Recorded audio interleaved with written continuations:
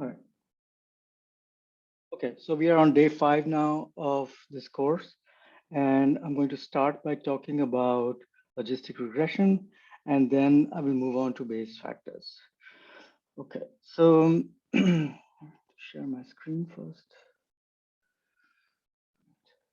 All right, so if you remember, where are we right now? In this course, we started by talking about distributions, right? The random variable stuff that I discussed on the first day. So the first day was distributions, and there we learned something very, very important. We saw one example of a discrete distribution, that is the binomial, right? The discrete probability mass function, the binomial, and we saw a continuous example, the normal. These two distributions are really our bread and butter in this course. Like, these are the most commonly used distributions, and the one I will talk about today is this binomial. Right, so that was the background. And then what did we do on day 2? We started by looking at conjugate forms, and the most important one that I showed you was the binomial beta conjugate form. That was a toy example, but it really got us very far. And then we started talking about linear modeling, or let's call them regression models. Bruno doesn't like the term linear models because they're sometimes non-linear. So regression modeling. And then yesterday it was all about hierarchical models, right? So today I'm going to bring together this story. So today I'm going to talk about hierarchical models with a binomial likelihood, right? So more precisely, I'm going to talk about a Bernoulli likelihood. Right, so Bernoulli likelihood is actually just a binomial likelihood, with the difference that the number of trials is 1, exactly 1, right? So if you remember in the binomial case, I've got n, so k successes out of n trials, and theta is the probability of success. In the if we set in the binomial, if we set n equal to 1, k with n equal to 1, and theta is still the probability of success, what kind of outcome can you get? You can just get one outcome, which will be either a 0 or 1, right? So when n is equal to 1, this distribution is called Bernoulli. Misspelled it here, Bernoulli. And because n is not relevant anymore, we just have the response k and theta. So often what you'll see in textbooks and so on is that the Bernoulli is written just with reference to theta, because it's kind of understood that there will be a 0-1 response, But you have to remember that the binomial and Bernoulli are exactly the same thing, but with this one difference, that the Bernoulli is the binomial with n equal to 1. And so what will happen is that when we start talking about the binomial likelihood, we'll be using the Bernoulli likelihood. Why? Because the responses that we'll be looking at are 0-1 responses. Okay, so that's the story here. Okay, are there any spillover questions from yesterday's lecture? The most important part of that lecture was this equation here, that I showed you. This maximal, sorry, not this one. Where's it gone? This one here, the maximal model here. Are there still any spillover questions on this? Because everything depends on your understanding this equation now. All I'm going to do is I'm going to start messing around with the likelihood function, and I can do pretty much anything I like now, almost. I should say almost, because otherwise Paula will complain. Any questions on this story so far? Okay, good. I take it that the silence means that there are no questions. I just wanted to take a minute to appreciate actually how far we've gotten, right, in these 4 days. We managed to actually get to this formal model of repeated measures data. This is a big achievement, actually. If you actually do understand how this model is assembled, you know way more than probably 99% of the psychology and linguistics community, right? So you're now in the 99th percentile already. So that's a big deal, I think, right? So we could even stop this course here and you'd still know a lot more than is normally possible to achieve in such a short period. Okay, so this stuff is all technical nonsense about assembling the variance covariance matrix. And we need to talk about that because we want to define a prior on these correlation matrices, the LKJ correlation prior. So that was why I had to digress into this technical discussion. But we can abstract away from the details right now and focus on the modeling using VRMS, which really amounts to defining your priors and defining your model statement here. And the big achievement here, so one of the downsides of using this kind of syntax, this Elmer type syntax, is that it actually hides detail. It prevents us from actually understanding what is going on under the hood. That's the reason why I spent so much time assembling the underlying generative process, starting from the random variable, because what you're seeing right now is a statement about different random variables coming together, right? I hope you appreciate this point. Let me just emphasize this once more. What's actually happening here is that we are making a statement that this y is a random variable, right? It has a particular PDF associated with it, namely the log normal, which when seen as a likelihood function is a function of these parameters. And here's the radical step, okay? This is a complete step away from the frequentist world. Each of these parameters is a random variable. This is unthinkable in the frequentist paradigm, because in the frequentist world, these alpha and beta and anything else, sigma also, they're actually point values. They don't have any distribution. And that's what creates the whole mess of frequentism, because it's a completely unrealistic assumption to make, to think that, oh, these parameters have some value out there in nature. What's the average reading time of a subject relative? I mean, who knows, like there is no such thing. There's going to be some variation. And so this cannot be just a point value anyway. So philosophically even, this is a ridiculous assumption to make. But as a simplification, people make it. And of course, there might be situations where this assumption actually makes sense. So if you think about the tensile strength of materials, if you have a particular physical material, like a metal block or something, and you're talking about the tensile strength of that block, it's possible that it actually has a point value, right? But in human behavior, it's philosophically, it's a stupid idea to even start with the concept that there might be some fixed point value. And so we discard that in the Bayesian framework because we can. And so what you have to see is that what's happening here is that we are actually describing the mean. This whole term here is describing the mean as a linear combination of random variables. We are adding up random variables, right? This is a random variable, and these two guys, they are also random variables, right? They're coming from a bivariate distribution, two separate bivariate distributions. And so we're just adding up these two random variables. In the slopes, we're adding up random variables to get predicted, reading time or whatever. So that's why the random variable theory is so important. And you have to learn to appreciate that every row in your data frame is being produced by adding up some random variables, right? Which are producing random data. That becomes important when you start generating fake data. Okay, so let's get back to what I was going to talk about first. I'm going to talk about the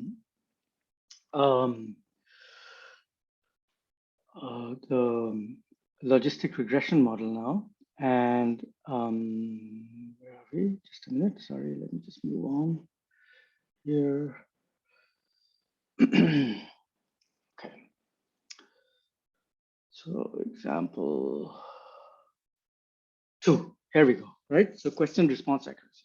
So it turns out that in this very nice data set by Grodner and Gibson, the relative class data, there's also a column which tells you for every trial, so every sentence that every subject saw, there is a question response that is recorded. So what happened in this experiment was that after each subject saw every sentence, they were asked a yes no question about that sentence.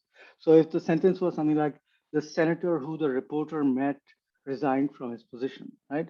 So you could ask a question like, did the senator resign from this position, from his job, or did the reporter resign from the job, right? So there are two nouns sitting around in the sentence, and you can either give a correct or incorrect response, right? Depending on what you think actually happened in that sentence.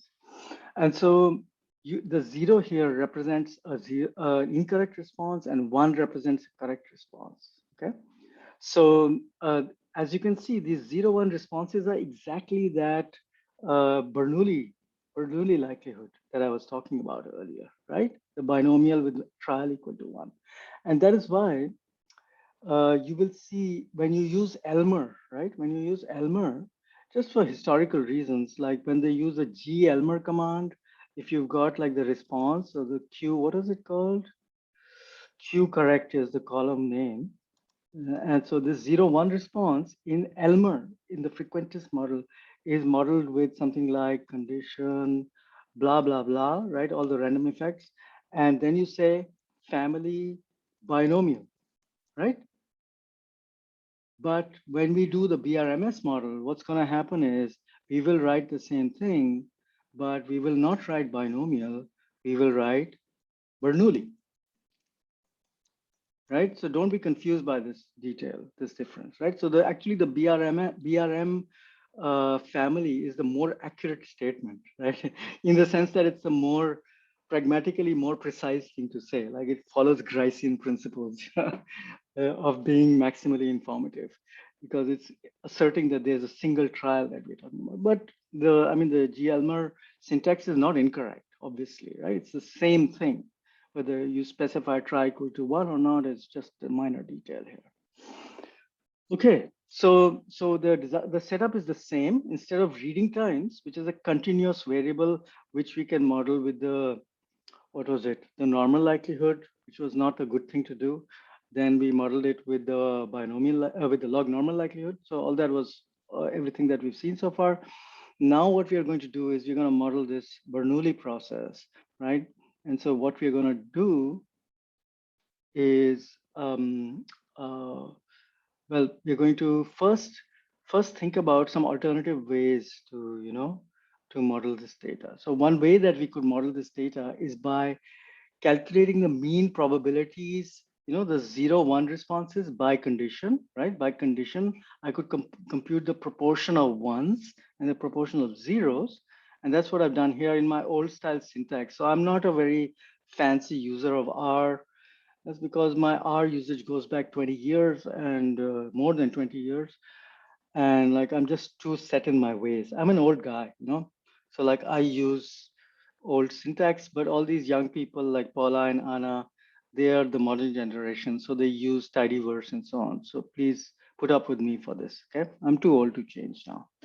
So anyhow, so what I'm doing now is I aggregate the data, I create this column mean proportion, which computes the proportion of ones and proportion of ones by condition and by subject, right? So what I get is I can create a data frame with subject ID. So 42 subjects repeated twice. That means for the two conditions, right? For subject and object relatives, which are coded +1 and -1 that I've done here. And then I can plug in into the P column, the proportion of successes column. I can plug in the mean, accuracy for the subject relative, also for the object relative and the subject relative. Okay? The reason object relative comes first is because alphabetically O comes before S. Is there a question? I see some movement. Everything okay? I can't see the chat. Yeah, it's fine, right? Okay. So this is what the data frame will look like, right? So we could actually just use the standard GLM normal likelihood, right? With that Elmer provides, Elmer assumes a normal likelihood. We could literally fit a model like this. We could do it, right? But there are a few problems with doing this. And the biggest problem, or maybe you tell me, why would I not want to use proportion as a dependent variable and a normal likelihood? Why is that a crazy thing to do?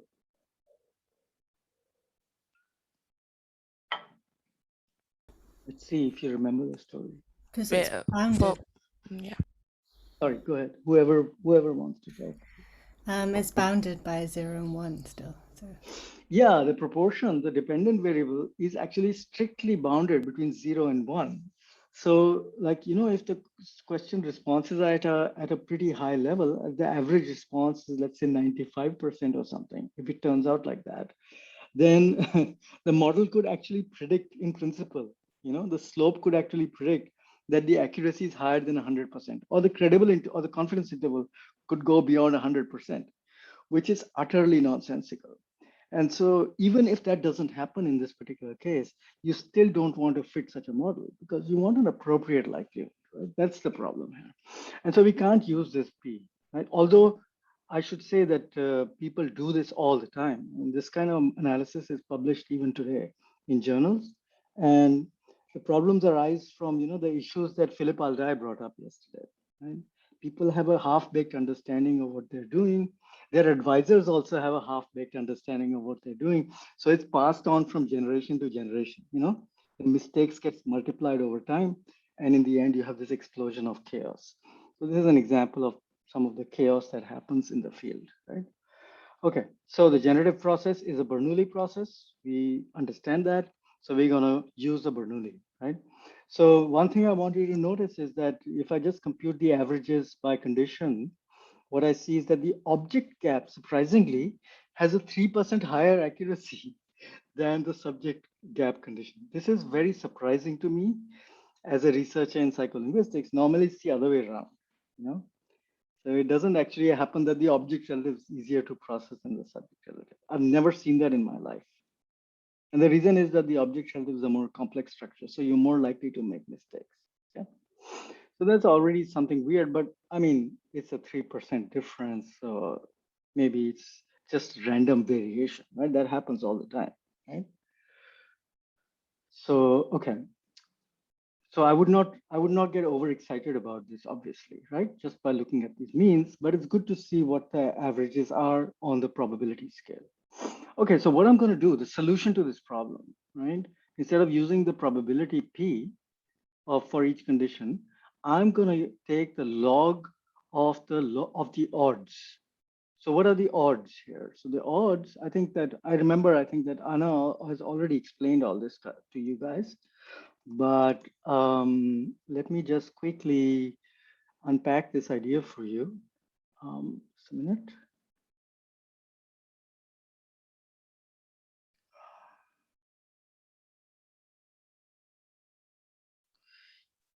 Okay, this is not going to work. I see. Okay, never mind. What do I have here? Just a second.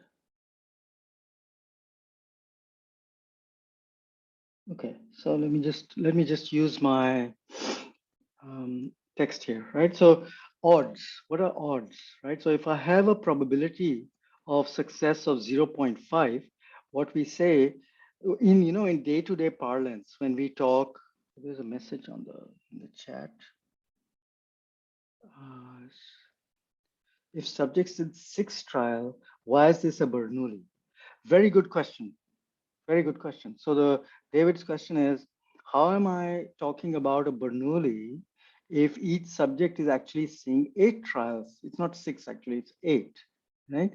But what I want to say here is that the way we are thinking about the generative process, this question is very important because the answer will help you understand what I'm talking about.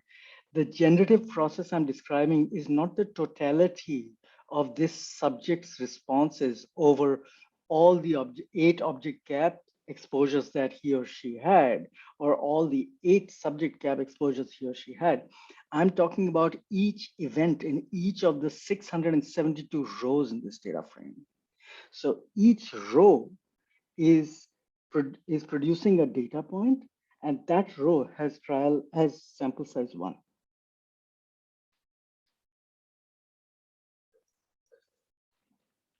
Okay, is this clear?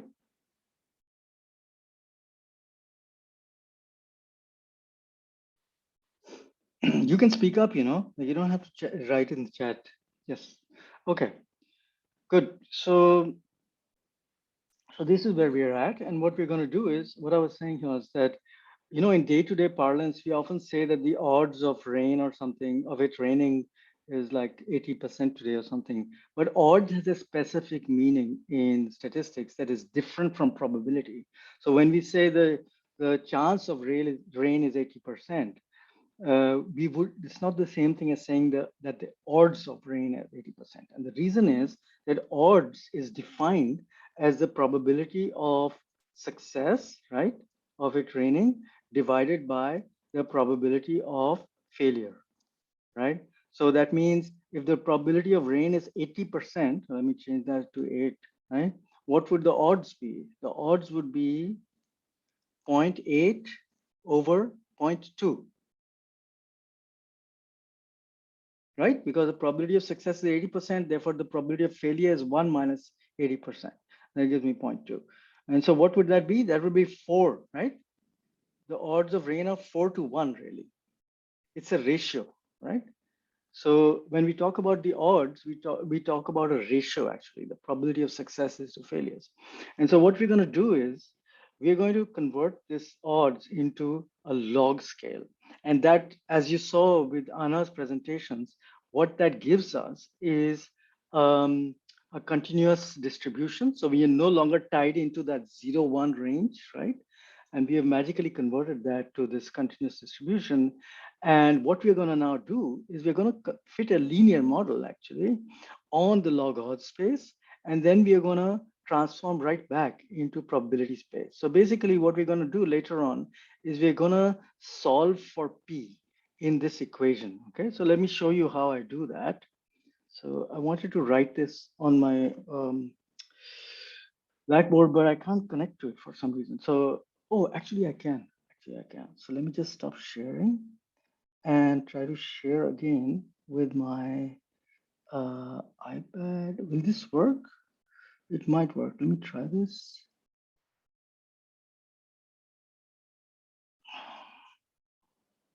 Maybe this will work. Oh, super. Okay. So now I have a whiteboard. So let me show you. So you guys should be able to see everything right now, right? Um, um,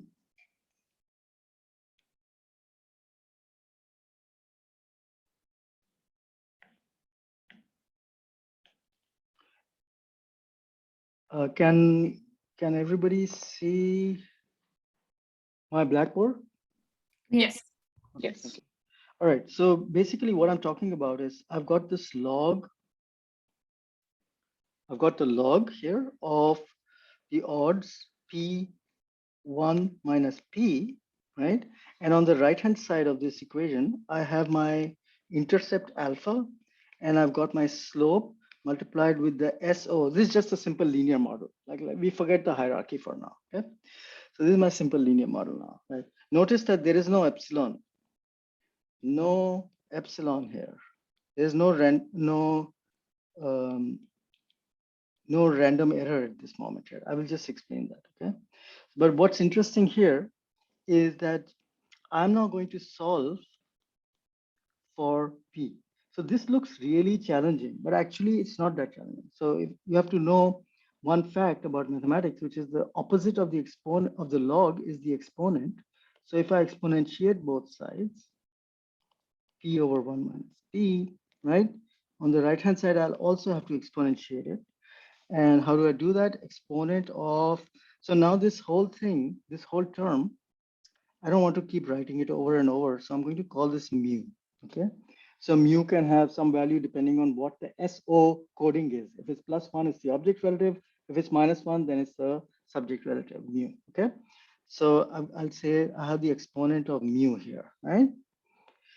Okay, so I've exponentiated this log, so therefore these two guys will disappear, leaving me with P over 1 minus P on the left-hand side and the exponent of mu on the right-hand side. So now what I do is I solve for P, which is much easier than it looks. So if I multiply both sides with 1 minus P, what do I get? I get P on the left-hand side. And on the right-hand side, I get 1 minus P multiplied with the exponent of mu, right? And so what do I do next? I will unpack the right-hand side. So I multiply 1, this 1, with the exponent of mu, and so I get exponent of mu there, right? And then I'm breaking up the brackets now, and then I get minus p times, this is a minus, p times exponent of mu, right? So now what do? I've got p on the left-hand side. I want to get all the p's on one side and all the rest on the right-hand side. So the exponent of mu on the right-hand side. So I'm going to add to both sides p exponent mu. So I get p plus p exponent mu on the left-hand side, and on the right-hand side, I just get exponent of mu. So I'm almost there now, right? So if I look at the left-hand side, I notice that p is the common term. So I'm going to write 1 plus exponent of mu, right? And on the right-hand side, I have exponent of mu, right? So, oh, there's a bracket missing, yeah, right? And so I'm done, because now all I have to do is I have to say p is equal to exponent of mu over 1 plus exponent of mu. Done, right? So, oh, sorry, you guys can't see this, can you? Can you see what I'm doing? Yes, we can. Yes. Sorry, it was covered up on my screen. Okay, so what's happening now for object relatives? What is mu? Mu is alpha, or whatever the estimate of alpha is. Okay, so the alpha estimate, beta estimate times plus 1. Right? That was the coding for object relatives. For subject relatives, it will be, so this should be also mu hat now. Mu hat for the object relatives, mu hat for subject relatives is going to be alpha hat plus beta hat times minus 1, right? So what I can now do is that if I compute, right, the mu 0 hat and mu o hat and the mu s hat, I can literally compute the difference between OR and SR on the probability scale, right? So which I'll call that D.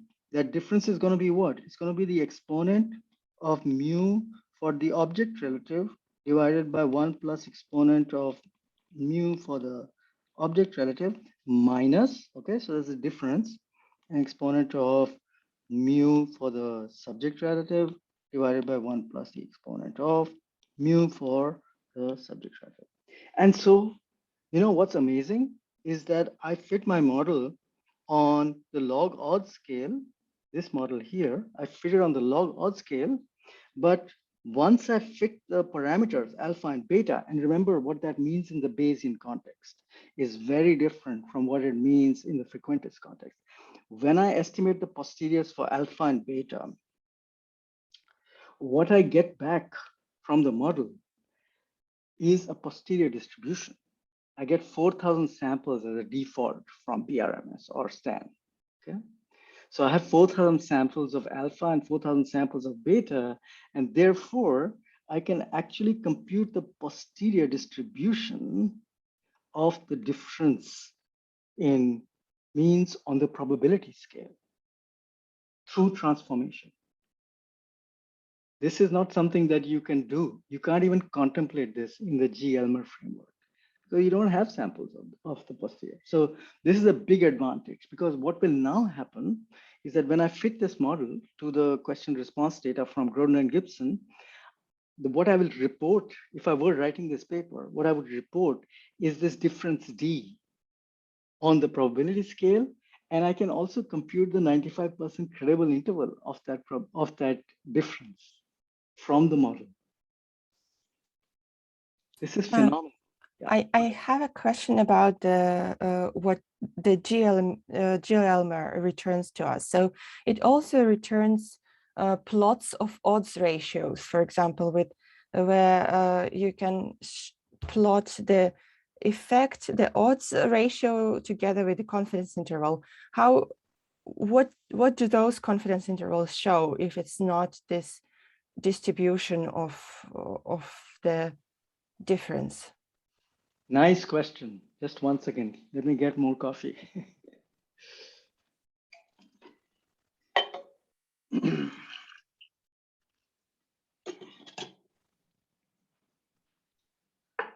If you would like, I can show a picture. I have a recent Absolutely. plot with, then I will. Go ahead. I'll stop sharing and you can show me Yeah, what you. just 1 second. I will then pull up that talk. And are you able to share? Is it just, yeah, 1 second. I will find that the plot which I want to show. Yeah, so this is the plot that I meant. Very good. So this is coming from the G. Elmer output, right? Yeah, I'm fairly certain that it's true. Yeah. So what we are looking at, if I understand correctly, is the effect of surprisal with a t-value. Is that a t-value that I'm looking at? No. These are odds ratios. That's the mean. Those are odds ratios. Those are odds ratios, or okay. So those are the odds ratios. Okay. With a confidence interval or something, right? Correct. Yeah. So this is a nice question. So the question is, what does that odds ratio and the confidence interval around it represent, right? From the frequentist perspective, what that confidence interval means, and now you have to listen very carefully to what I'm about to say. What that confidence interval means is that if you were counterfactually to run this experiment 100 times and compute 100 confidence intervals, then 95% of those confidence intervals would contain the true mean of that effect, which we don't know, right? We don't know what that true mean is. All we know is that if we were counterfactually to run this experiment 100 times, 95% of the intervals would actually contain the true mean. But this particular interval, you don't know whether it contains the true mean or not. You have no information on this particular interval. It could be anything, right? So what this interval actually gives you is a measure 2 times the standard error, right?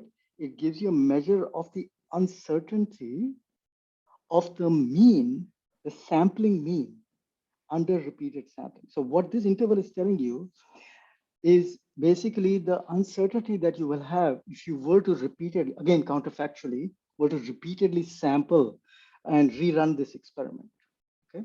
You would get different means each time, obviously, because it's random, but this is the amount of variation that you would expect, okay? It's not telling you anything about the uncertainty of the estimate of the parameter per se. It cannot, because the parameter has no distribution. It is a point value. It is by definition not a random variable. Therefore, you cannot talk about the uncertainty of that parameter. You can talk about the uncertainty of the sample mean under repeated sampling, but that's a completely different quantity. I see. It's not the same quantity, right? I see. Yeah. Thank you. So I just want to stress this point once more, because this is an important confusion that many people have. And so let me just spell this out quickly in just 1 minute, okay? Just 1 minute, I just want to spell this out. So how this works out is the following, okay? So now I'm being a frequentist, okay? I'm being a frequentist. So when you do an experiment, you're assuming some unknown mu and sigma. For example, just taking a normal likelihood as an example. So these are my unknown parameters, right? These are my unknown parameters. And so what's happening is that the whole logic of the frequentist paradigm, and this includes the G-Elmer function, is the logic of hypothetical repeated sampling. So what lies behind your single hypothesis test is that you're relying on the properties of the sample mean, which I will call mu hat, okay? Mu hat is going to be the mean, the sample mean that you would repeatedly compute if you were to run this experiment, right? And this sample mean, right, has some distribution. What is that distribution? Right? The distribution of the sample mean is that its true value will be mu, that same mu that we talked about earlier, right? That same mu is the true value, but of course it's unknown, this value. right? All you have is an estimate of this thing. But what would be the standard deviation of the sampling distribution of the mean? It would be sigma over square root of n, right? That's the standard error, okay? So the confidence interval is taking this quantity and telling you how much this sample mean would vary under repeated sampling. It's telling you, so I've been watching a Spanish Netflix series. So I started speaking Spanish recently. You got nada, but absolutely nothing about the mu. You know literally nothing about the mu. You only know something about the sampling distribution of the mean, right? So that's why that's why sometimes Bayesians, derisively talk about frequentist statistics. That you what you're trying to do is you're trying to find out the properties of an experiment that you did not run, right? You're relying on the properties of repeated sampling, even though you didn't do any of that repeated sampling. Okay. So this is a huge difference. It's a conceptual difference. It's a mathematical difference, right? So sometimes, what happens, you will find that frequentists treat the confidence interval, the way you showed it to me just now, Asya, they will treat the confidence interval as if it's a credible interval. But that is, as I showed you, that is completely nonsensical. It's mathematically wrong. And it rests on a misunderstanding. So what happened, I think what happened in the field in psychology and linguistics was there was a slow semantic drift. You know this game, Chinese whispers, right? You say something in somebody's ear and that person repeats it to the next person. That's what's been happening over the years from advisor to student, right? So statistics started here and we ended up here because of the Chinese whispers phenomenon. And this is an example of that. So, I mean, when I was at Ohio State, nobody pointed this out to me. So I assumed that nobody even knew this, right? None of my advisors or anyone knew this stuff. Maybe they did, and maybe they just thought it was too complicated to explain or something. I don't know. But I definitely did not know this detail until I started working, more closely with the mathematics of statistical theory. Okay, is this good now? Are you clear on this point? Okay.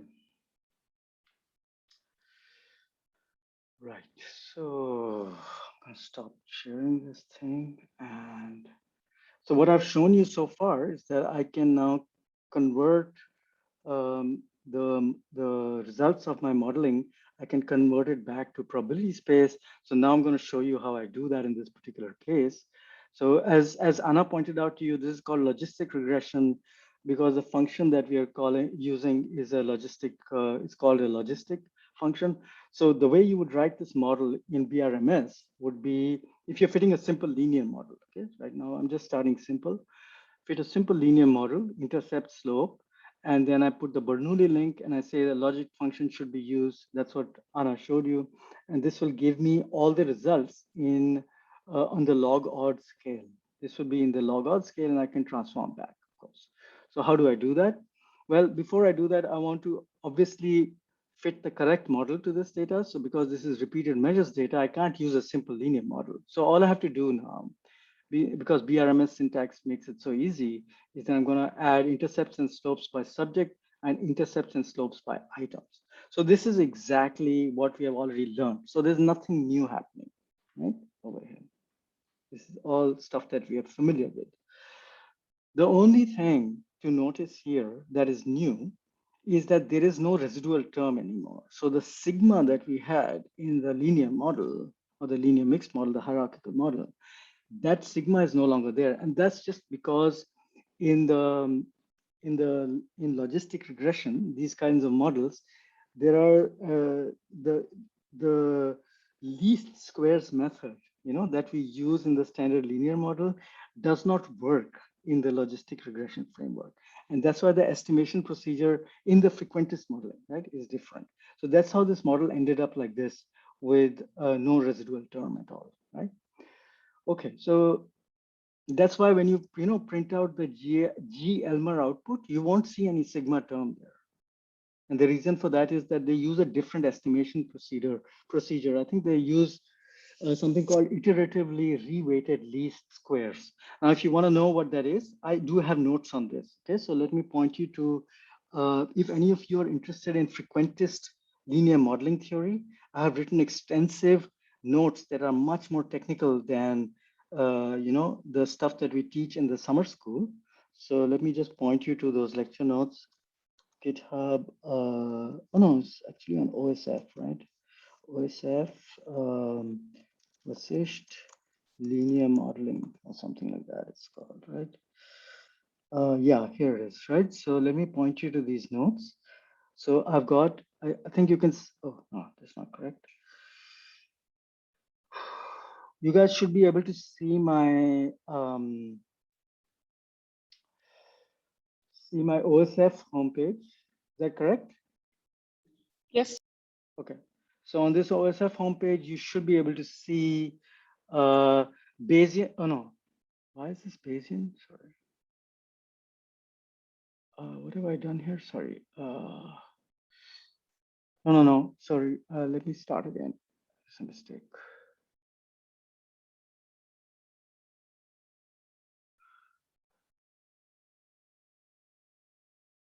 All right. So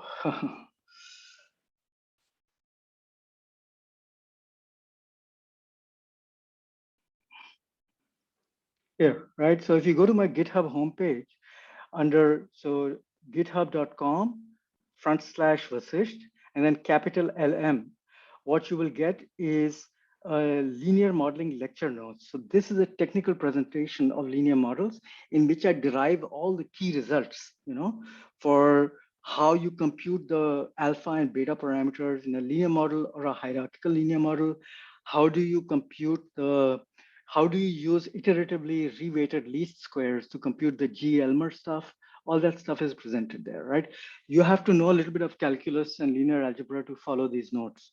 These were written for computer scientists. So be warned, but if you want to know more about this, then you can look at it later, okay?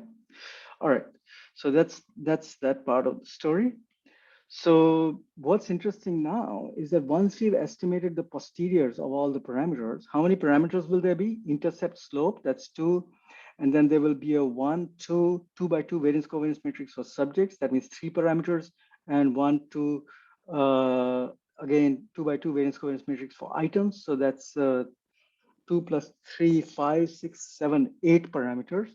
And plus there will be the intercepts and slopes for subjects and intercepts and slopes for items. So 42 times 2 and 16 times 2 estimates. So these are all the parameters in this model. It's a gigantic number of parameters in such a humble model, with 672 data points.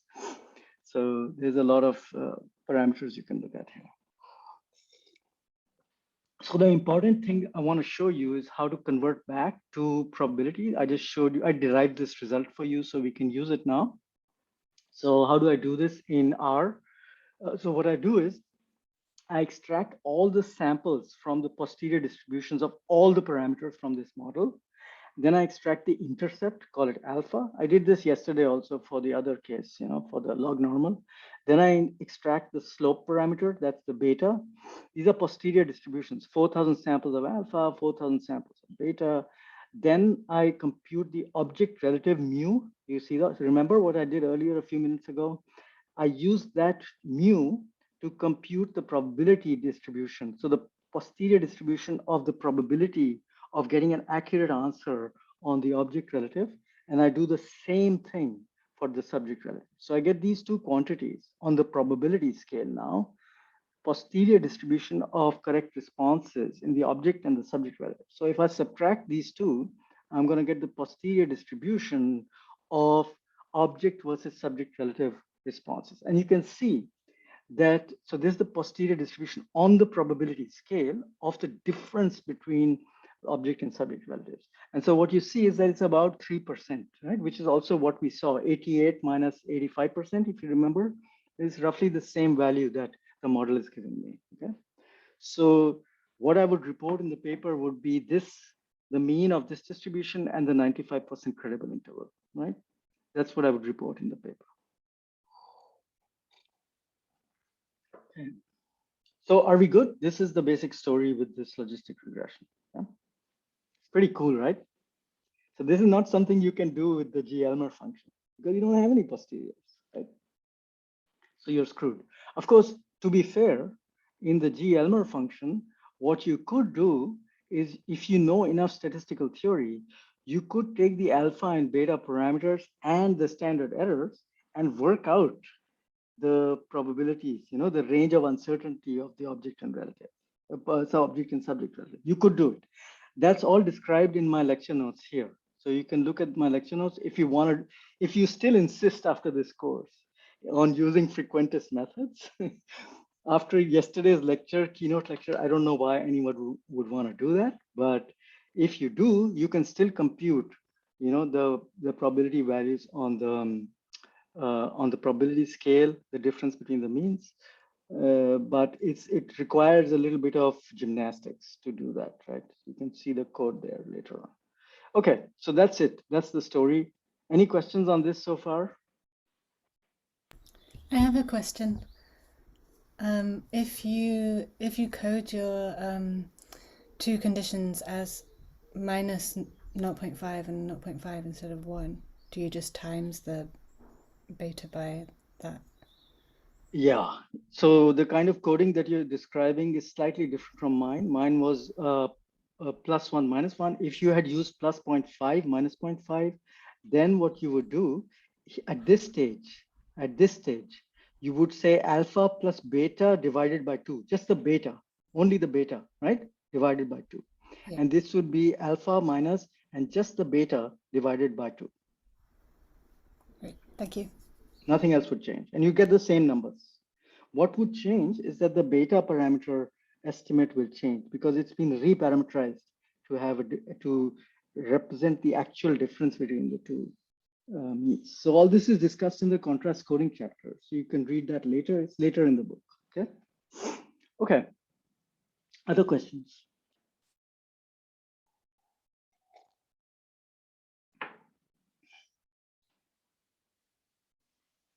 Just give you a minute to think about this.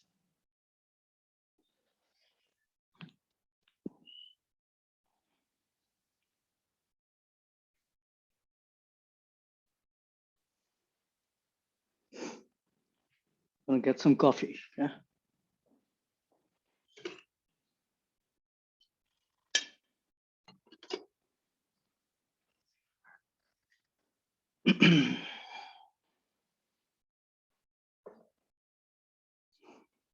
Okay, I interpret the silence to mean that everything is good. All right, so now we are at a point where we can start talking about this frequently asked question about hypothesis testing and all that jazz, So we are often in a position where we are forced to do a hypothesis test, right? So as you might have seen yesterday, in yesterday's talk by Philip Alday, one of the things that he stressed in his talk was that the key to statistics is estimation and uncertainty quantification. He didn't use these words, but basically that's what his main point was, that life is all about uncertainty quantification. It's not about hypothesis testing, right? Hypothesis testing was never a primary goal in statistics. It has just become the mainstream activity, but it gives you very limited information about what you are your scientific question. So nevertheless, because we are trapped in a world where hypothesis testing is the standard way to go, we should of course know how to do this kind of hypothesis testing. So that's what I'm going to talk about next. Okay. Let me pull up my model comparison slides.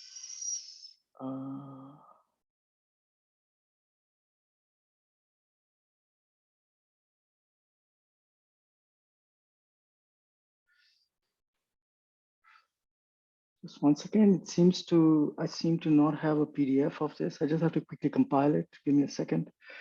So what I'm going to do is, while this is compiling, let me say a few things. Let me just stop sharing and open up my, I want to share my Blackboard again.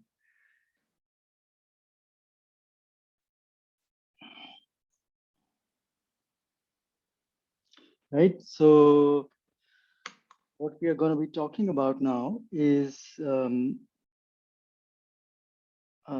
so you should be able to see my Blackboard again, right? Please let me know if that's not the case. So, you know, in the frequentist paradigm, we do this analysis of variance, right? Which is exactly the same thing as the likelihood ratio test, right? And that is also exactly the same thing as the t-test, right? So all these tests are all the same thing, right? Basically. So, and I proved this in the linear modeling lecture notes that I mentioned, right? I proved this fact somewhere. So the way the analysis of variance in the frequentist paradigm, the way it works is that you choose two models. So you choose model M1 and you choose another model M0, and these might be minimally different from each other. So in the linear mixed modeling framework, you might choose a model with, you know, reading time as a dependent variable and SO blah blah blah as your, you know, predictor, like I just showed you. And in the simpler model, what you would do is you would compute another model that instead of having SO, it just has the intercept, okay? So this is implicitly 1 plus subject object, and then you don't have the SO. And then what happens is that there's a difference of 1 degree of freedom between these two models. And so when you run the ANOVA, what happens is that you're comparing the log likelihoods of these two models, and you use a result from statistics that says that minus 2 times the log likelihood of model M1 minus log likelihood of model M0, this quantity, right? This quantity has a chi-squared distribution with degrees of freedom, that is the difference in the number of parameters between the two models, right? That's a key result in statistics. So what I would do is I would compute minus 2 times the difference in log likelihood in the two models, compare it to the chi-square distribution with the relevant degrees of freedom. So this would be like the chi-square distribution, right? With chi-squared degree of freedom 1. In this particular distribution, it just so happens that 95% of the area under the curve lands at 3.84 or something like that, right? So what that means is that if my difference in log likelihood, minus 2 times the difference in log likelihood, is larger than this value, then I'm in an unlikely part of this region, and therefore I will reject the null hypothesis that there is no difference between these two models, okay? And so that's the basic approach in the frequentist framework. So we are going to now look at the Bayesian version of this kind of likelihood ratio test, right? And that's called the Bayes factor, right? Okay, so one thing I want you to notice is that the frequentist, ANOVA and the likelihood ratio test, they basically give you one p-value. They just give you this one p-value, right? Which is telling you the probability of observing this minus 2 times the log likelihood or something more extreme. That's the p-value. It's a one-sided p-value that the chi-squared test gives you, right? So what will happen, just looking ahead a little bit, what will happen with the Bayes factor is that we will not compute one Bayes factor, but we will compute a range of Bayes factors under different priors. So we will always do a sensitivity analysis to see how the Bayes factor is impacted by the prior specification on the target parameter, right? So we will always report the Bayes factor like this, right? The Bayes factor will be on the y-axis and we will have a range of priors that we will define. For example, a normal 0, 1 prior will be highly uninformative in the log normal likelihood, for example, and a normal 0.1 prior would be much more informative, right? So we will plot the Bayes factor like this when we report our results. And I will show you some examples from our papers on how we do this, okay? All right, so let's talk about the Bayes factor now. I'm gonna stop sharing this, get back to my slides. Yeah. All right. Just pull up. Here it is, right? Okay, so you should be able to see my slides now. Let me know if that's not true, okay? So how does this work? The way this works is that we can actually rewrite Bayes' rule in the following way. If you remember, Bayes' rule was the posterior distribution of theta given the data D is equal to the posterior distribution, the likelihood function, data given theta, multiplied with the prior theta, and then divided by the marginal likelihood of the data after integrating out all the parameters, right? But we could actually have written the Bayes rule with reference to the specific statistical model that we fit, right? So what I can do is in the conditional part of this statement, I will not only have the data, but I will also have the model referenced here, right? So the theta is now not just a function of the data, but also of the model. Well, that was implicitly always true, right? We just don't write it, but that's what it is. There's a question here from Mariela. So Mariela's asking, I've heard the term sensitivity analysis before to mean an analysis that tells you the smallest effect size you'd be able to detect given power and sample size. Does this relate somehow to the sensitivity analysis that you use here, or is this a coincidence? Well,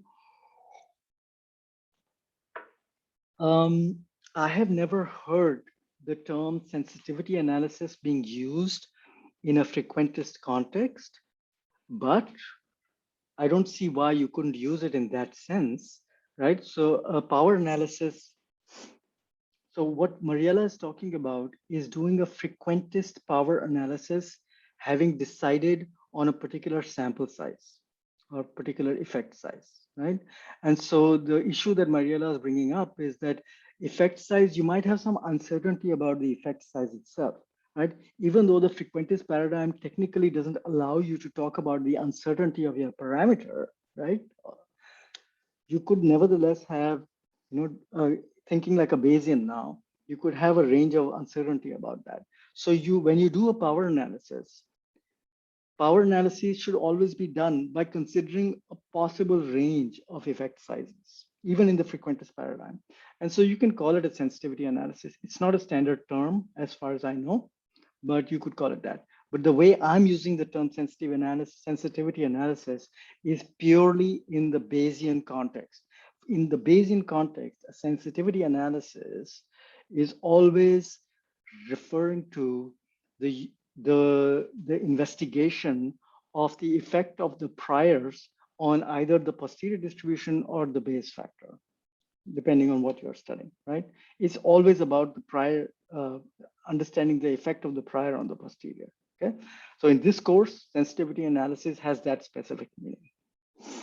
Okay, so we've reformulated Bayes' rule with reference to a particular model. So you can see where this is going, right? I could put a different model here and I could get a different posterior for joint posterior, for all the parameters. That's what's going to happen next, right? All right, so what's interesting? May I ask a question about with the previous slide where you have the conditional probability? That's something that I'm not sure about how you unpack when it's when theta is conditioned on a joint probability of two events.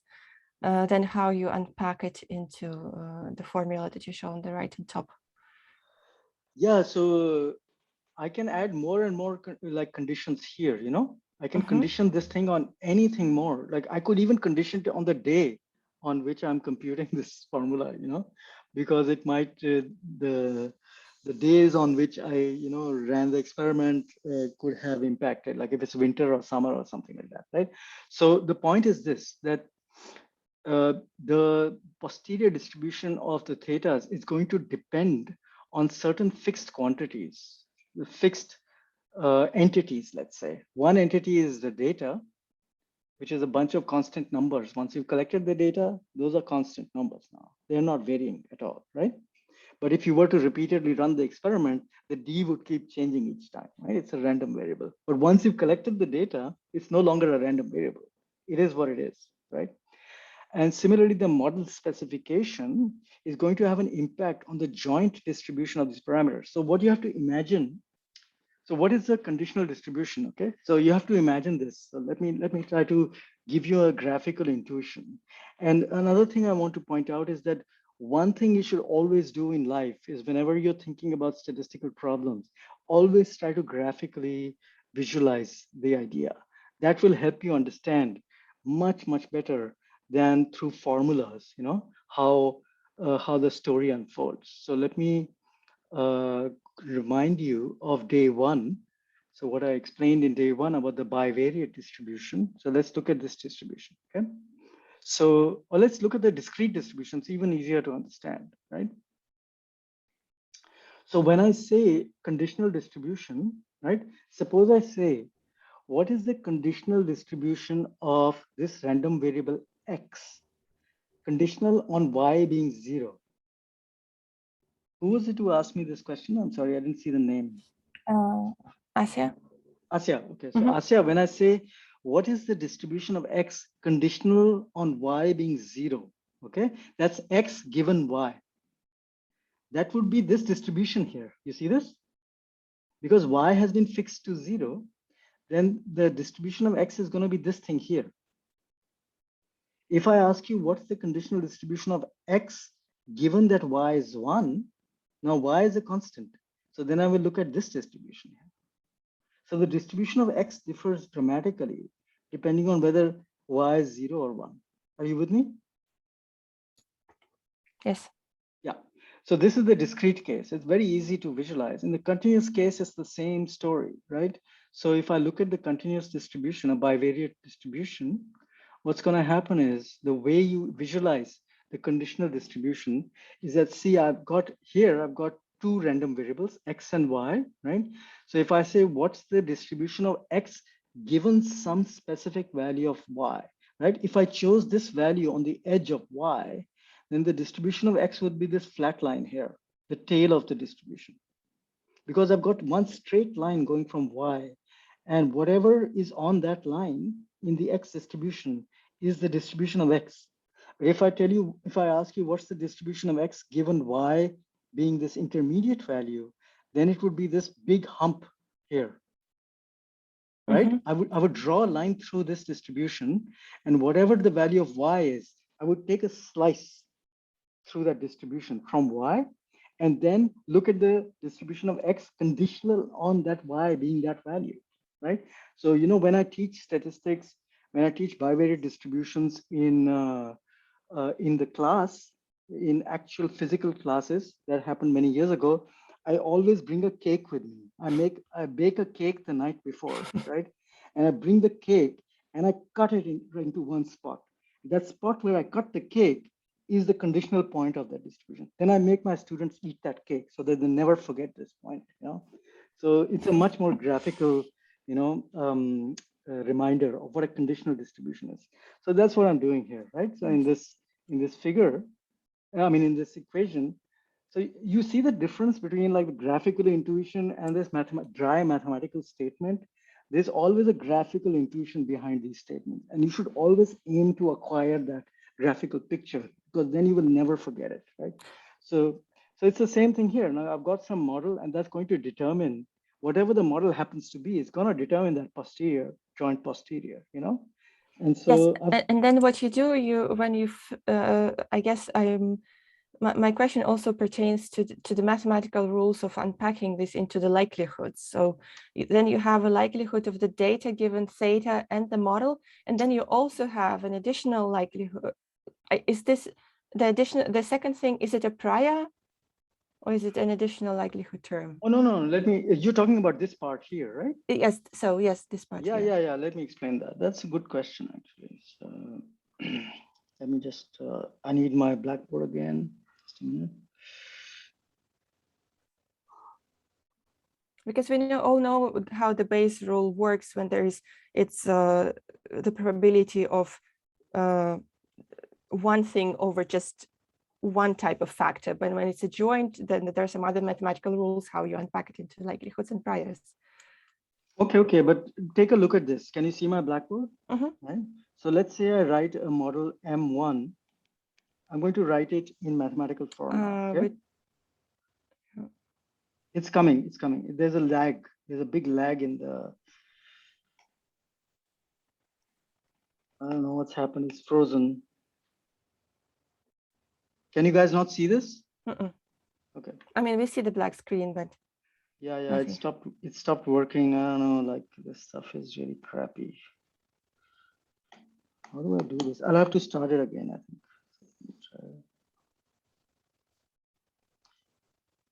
Let me try this again.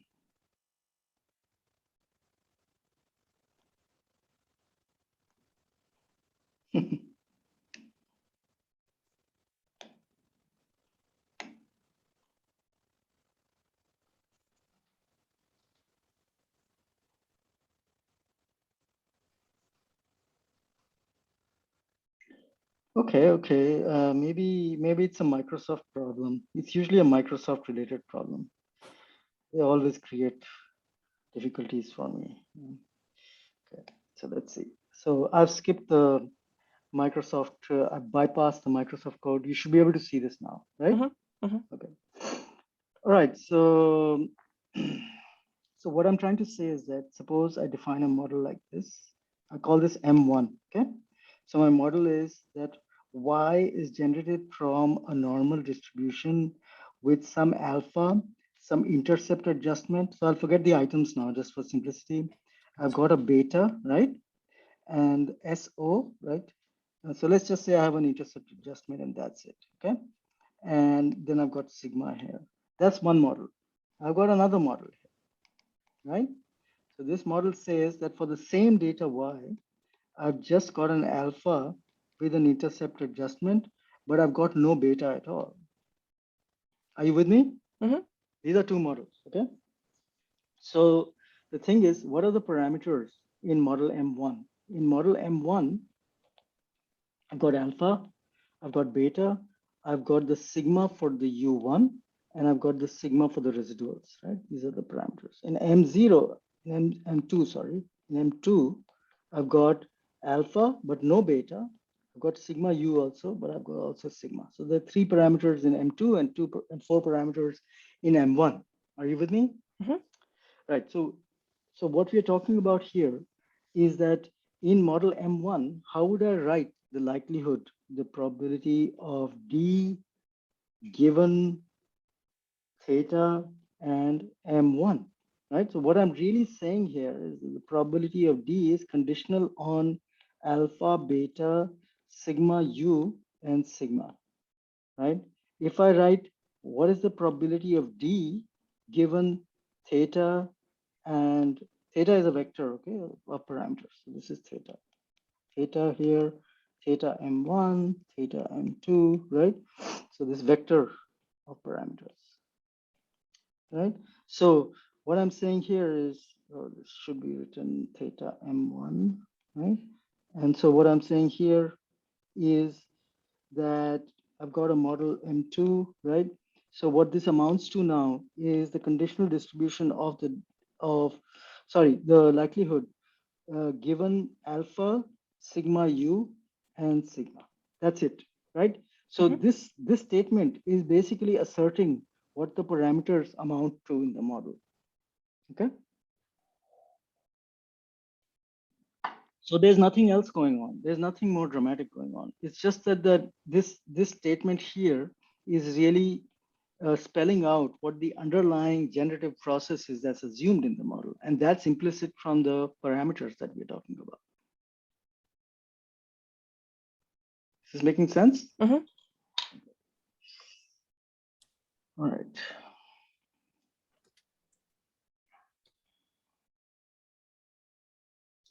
Right. So I was at the point where we are going to talk about um, we're going to talk about the likelihood term now.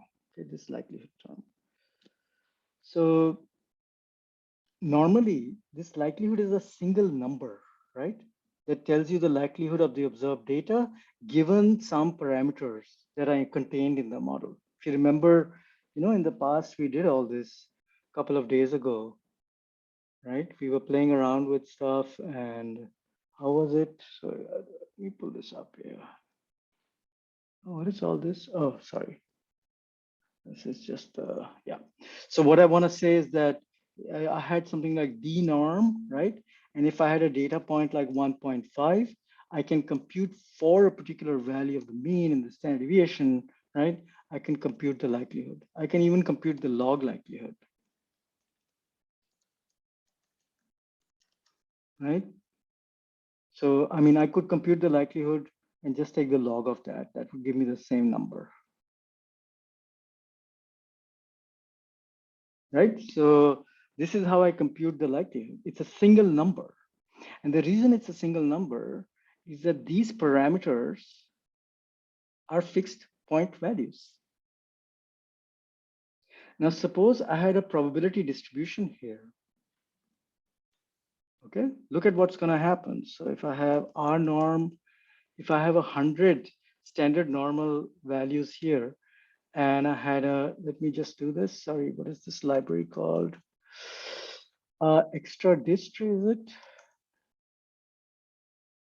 Oh, sorry, I didn't mean to do that. Extra dist is the library, right? Yeah. So I could RT, what is it? RT norm or something like this. How do I write this? I've forgotten the command. Just a minute. I want a truncated normal for this distribution. So I'm gonna say I see, right. So I have to say RT norm, I'm going to produce 100 data points with a lower bound of 0, okay? Standard normal.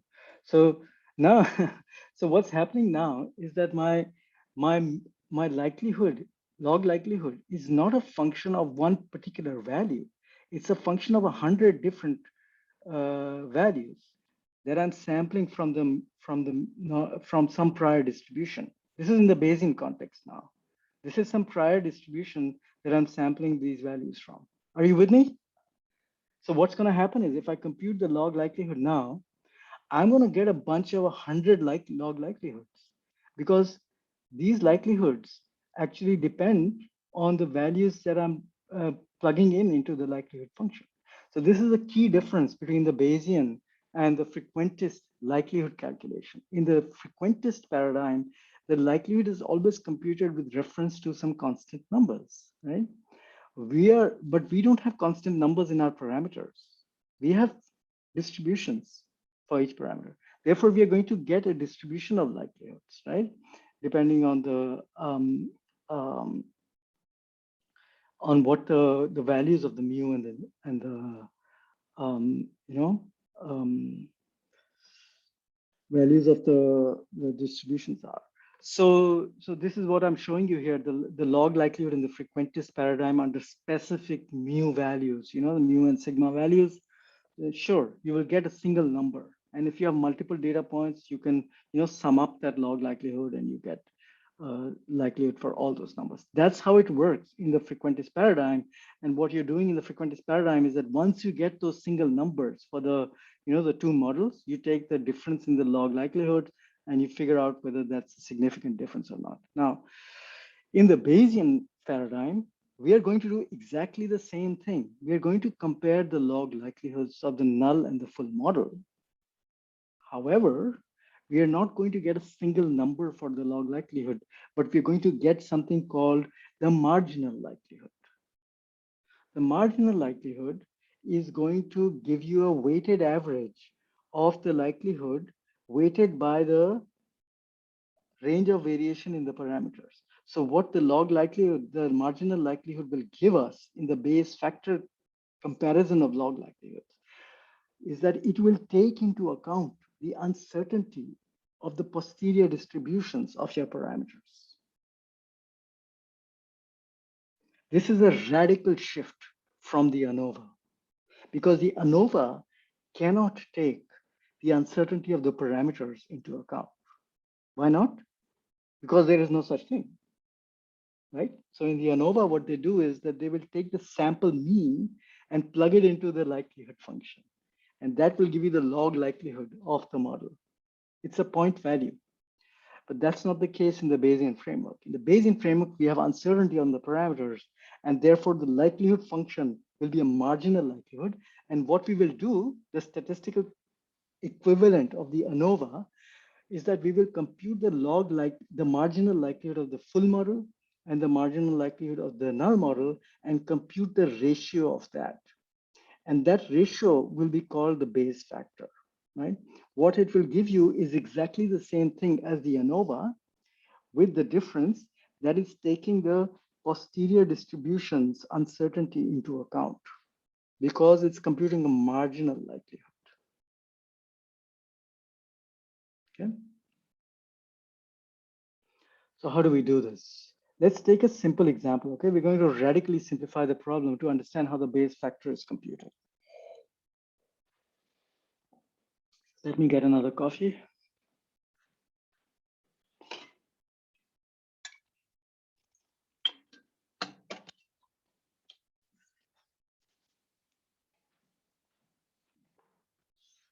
What I'm about to do is a cartoon analysis. Okay, it's not something that we would do in real life, but I want to give you a good feeling for how this thing is assembled. And to do that, we have to back off to a simplification of the issue. So assume that we have a binomial likelihood.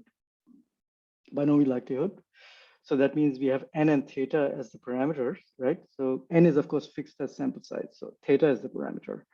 And the two models that we will compare, one is a model M1, which assumes that the parameter theta has the value 0.5 with probability 1, okay? So we are still being Bayesians, but we are saying that there's a single value that we assume is true, and that has probability 1. So it's a very sharp prior. I'm drawing a very, very sharp prior distribution over the theta parameter in model 1. In model 2, I assume that theta has a uniform prior. So that's a beta 1,1 prior on these two parameters. So what I'm really doing is I'm comparing two models with different prior values on prior distributions on the theta parameter. Okay. So what I'm going to now do is I'm going to compute the marginal log likelihoods of these two, or the marginal likelihoods of these two, and then compute the ratio. So that's what will happen. So let's think about the likelihood. Binomial likelihood is written like this. We have, let's say, 10 data points. Okay. So that's why this K is 9 and this is 1. And so this is the likelihood under model 1. Why is that? Because model 1 states that with probability 1, theta has value 0.5. So I can compute the likelihood for this particular set of data, right? Because I set the prior here, prior value of theta here. I've got my K here and I've got my N here. And so I get the likelihood under this model. Under model M1, I've computed the likelihood. Given 9 successes out of 10 in a data of sample size 10, okay? So now I'm going to do something more interesting. I'm going to compute the likelihood under model M2. But remember that model M2 doesn't assume a single point value for theta. It's assuming a beta 1,1 distribution on theta as a prior distribution. So that means it's a uniform distribution. So what I'm going to have to do now is something more sophisticated. I'm going to integrate out the theta parameter, the prior on the theta, which is prior of theta given model M2. This is just a fancy way of saying that I'm assuming that the prior on theta is beta 1,1. That's all. Okay. So what I'm going to do is I'm going to integrate out this parameter theta, and what I'll be left with is the likelihood, the marginal likelihood of the day of of the data given M2. So how do I do this integration? What I do is I will take every possible value of theta ranging from 0 to 1, compute the likelihood under that possible value, multiply it by the prior, the density of the prior distribution of theta, right? So remember, theta is a value between, theta is a uniform, has a prior, there is a uniform prior ranging from 0 to 1. So what's the density of that? What is the density of each of the possible values of theta if I assume a uniform prior? Do you remember? It's just one, right? Excellent. It's just one, because a uniform prior between 0 and 1 will be a rectangle with length 1, and it has to have height 1 because the area sums to 1. Okay, so every possible value of theta is 1, right? Has density 1. So this number will always be 1 for every possible value of theta. And so all I have to do is I have to somehow get every possible value of theta between 0 and 1 and sum up the likelihoods that I get for every simple value, so every single value. So of course, now this is technically impossible to do if you discretize the interval between 0 and 1, because in a continuous distribution between 0 and 1, there's an infinity of values. I'll be there forever. I can never do that summation. And that is why calculus comes to the rescue. That is why we need calculus, right? In a continuous range of values, I can always sum up the values by integrating that range over that range. So what I'm doing is I'm integrating, I'm summing up over that entire continuous range and computing the likelihood there. This summing over all the values is simply amounts to integrating out the parameter. This is a phrase you will see many times in Bayesian stats. We often integrate out the parameter, and this is what it amounts to. Okay, so in order to understand this idea, so if you've never done any calculus, this will sound really bizarre to you, that how can you integrate over an infinity of possible values? Well, try to discretize the problem and try to think of it in a simpler way. So suppose, so now I'm explaining what integrating out a parameter means. Suppose that we only allow 3 possible values for theta, with each with equal probability 1/3. Okay, so I've got the probability of theta being zero is 1/3, being 0.5 is 1/3, and 1 is also 1/3. These are the probabilities, and no other possible values are allowed. Okay, so this is a discrete prior over theta, right? So how would I integrate out this parameter? What I would do is I would take the likelihood function with each of those possible values, like 0, this would be 0, this would be 0.5, and this would be 1. And then I would compute the likelihood each time and multiply it with each of the probabilities for each of those possible values of theta. That is literally what it amounts to when you're integrating out a parameter. You're taking a weighted sum, weighted by the probability of each of the possible values. That's called integrating out a parameter. Sounds super fancy, but it's just a weighted sum. Okay, so that's what we're going to do.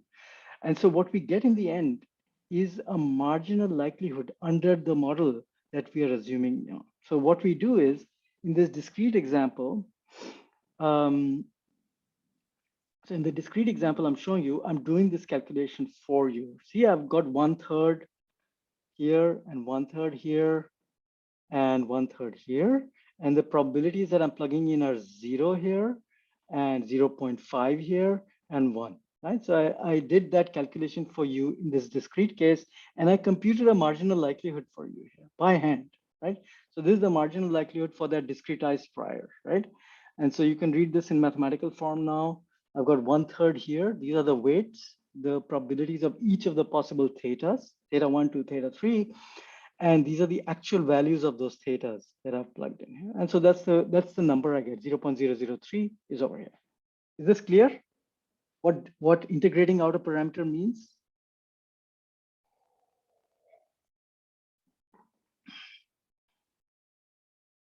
Any questions on this? It's a very important idea.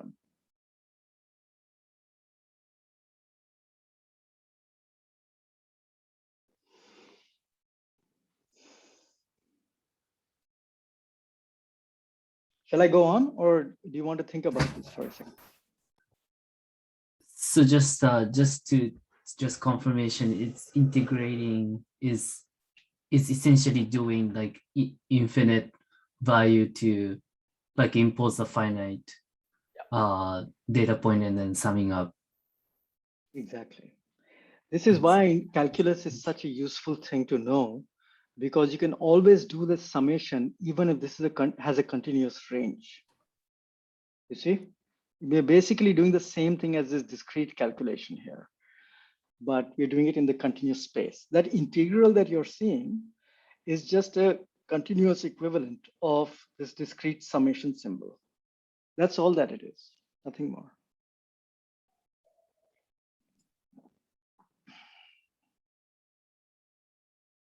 Okay.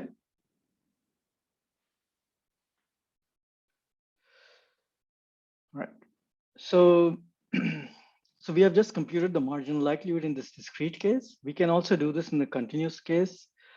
But let me just show you the ratio of the two marginal likelihoods. This was the model with 1 point value prior, on the theta 0.5. That was the likelihood there. And this is the likelihood for the discrete prior with 0, 0.5, and 1. So what we get is a ratio. This ratio tells us that model M1 with the point prior of 0.5 has a higher odds than the model M2 that I was with the three discrete possible values, right? So it's 3 times more likely. That's what this number is telling me, right? So, so if I had to choose between those two models, I would choose the model with the higher likelihood, just like the ANOVA, right? So I would choose model M1 here, right? So that's how the Bayes factor works. And in the continuous case, what I would have to do is I would have to integrate out the theta parameter, like I said. And how would that work? You just have to do some calculus here, right? So you just need to know one small detail from integral calculus on how to do this analysis, right? If you have some function of x, like x to the power of 9 or something, the integral over the range b and a would be x to the power 10 over 10. There's just a fact about integral calculus. And then you would have to plug in the values b and subtract into the x here, and then subtract that whole term. From that term, you would have to subtract the whole this thing with a plugged in instead of b. So that's what this thing means, right? So I can compute this integral very easily, right? So we will, what we do next is that we calculate for this prior on theta, we calculate do the integration, right? If you don't know integral calculus, you don't know how to do this, but since I know integral calculus, I can do it. And what I get as a result is 1 over 11 here, right? I don't want to worry about how this appears, but it can be done, right? So what I've achieved here is that with a beta 1,1 prior on theta, I can figure out the marginal likelihood for this thing, right? So you guys will never have to do integral calculus when you're doing Bayesian analysis, right? This is done for you computationally, right? So you don't need to know how to do this. But the upshot is that I can now compare that model with the point value prior, marginal likelihood of the point value prior against this model with the beta 1,1 prior. And what I get is a Bayes factor of 0.1. What this is telling me is that the model with the beta 1,1 prior is 10 times more likely to have produced the data than the point value prior. Okay, that's what this ratio is telling me now, right? So the upshot will be that whenever we do a Bayes factor analysis, we'll have to define priors, and the priors will actually have a dramatic impact on what the result of the analysis is. If you remember, with my discrete prior, I had a 3 times higher likelihood for model M1.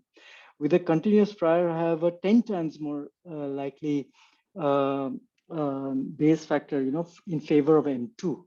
So what this shows is that the Bayes factor is highly sensitive to your prior specification. This is very different from the ANOVA. If you remember, in the ANOVA, we get a single p-value or chi-squared value or whatever. But in the Bayes factor, the calculation will depend on what your prior specification is. There was a question from someone. Is there a question? Is it 10 times or 10% in this case? No, it's really 10 times because it is 0.1. You can think of this as so like this, right? So it's 0.107, right? So it's 0.107 and to 1, right? So then it would be, oh, sorry, did I get this wrong? Sorry. So, so what would happen? It would be if I move this decimal point here, then I would have to, so this is, so 1 over 0.01, what was it? Sorry, again, 0.107, 107 tells me the evidence in favor of the model M2. So it's 9.34 times more likely. Sure, yeah.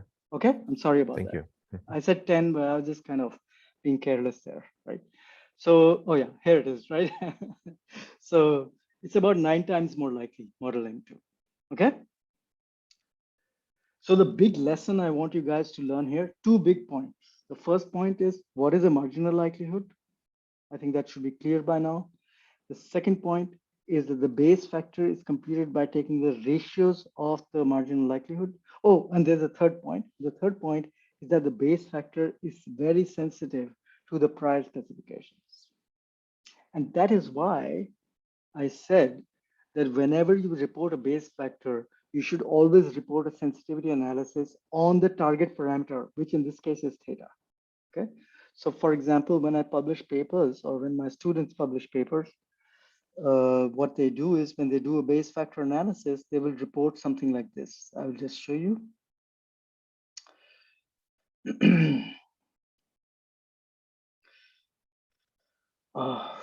Maybe it's this one. No, not this one, sorry. Yeah, this one here. So this is a paper that appeared in Neuropsychologia recently, last year maybe. And so in this paper, we were looking at some ERP data and we did a Bayes factor analysis.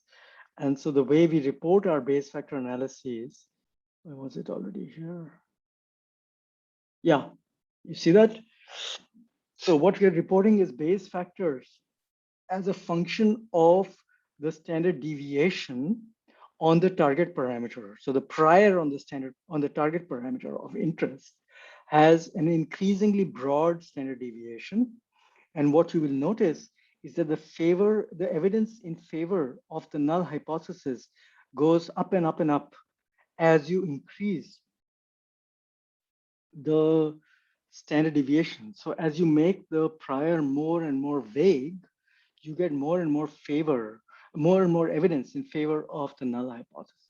This will generally be true, that the more vague your prior is on the target parameter, the more the evidence will be in favor of the null hypothesis. That will generally be true. And so you see this dark bar that we have here? This dark bar is actually representing the more plausible values of the parameter, a priori plausible values of the parameter, right? So because this is an ERP study, and so we are actually expecting very small effects. The effects in ERP are generally very small for these kinds of manipulations, right? So this is a more plausible range of priors. These are less plausible. So what we are showing is that we have some weak evidence in favor of the null hypothesis, right? In this particular example, when we look at this plausible range of priors. But of course, the more vague you make the prior, your prior assumption then amounts to saying that the effects can be very large, okay? And so in that case, the evidence becomes very strong under the assumption, the prior assumption that the effects are a priori very large, you would get very strong evidence from the same data for the null hypothesis. So this is how I would report Bayes factor analysis. Are we good? I should point out that there are many other researchers in psychology who do not do this. So there's a package in R called the Bayes factor package written by Richard Morey. What they do is that they will just use a default prior on your target parameter and give you one Bayes factor value. Maybe they don't do that anymore, but that used to be the case in the past. And so you will find in psychology journals, people reporting a single Bayes factor analysis in their paper for every analysis that they do. That is not a good practice. There should always be a sensitivity analysis done when you compute a Bayes factor. Otherwise, the reader cannot interpret your Bayes factor. Okay, so you should never report only one Bayes factor analysis. You should always try to do a sensitivity analysis. Always do a sensitivity analysis to make sure that the reader knows what the range of variation is in the Bayes factor as a function of your prior specification. Okay. All right. So now the obvious question now is, when do I declare that I have strong evidence? So there's a famous scientist called Jeffries who provided some guidelines, on what to call strong evidence and what to call weak evidence and so on. But these are just guidelines, okay? You shouldn't take this seriously. You shouldn't treat this like a p-value or something like that, right?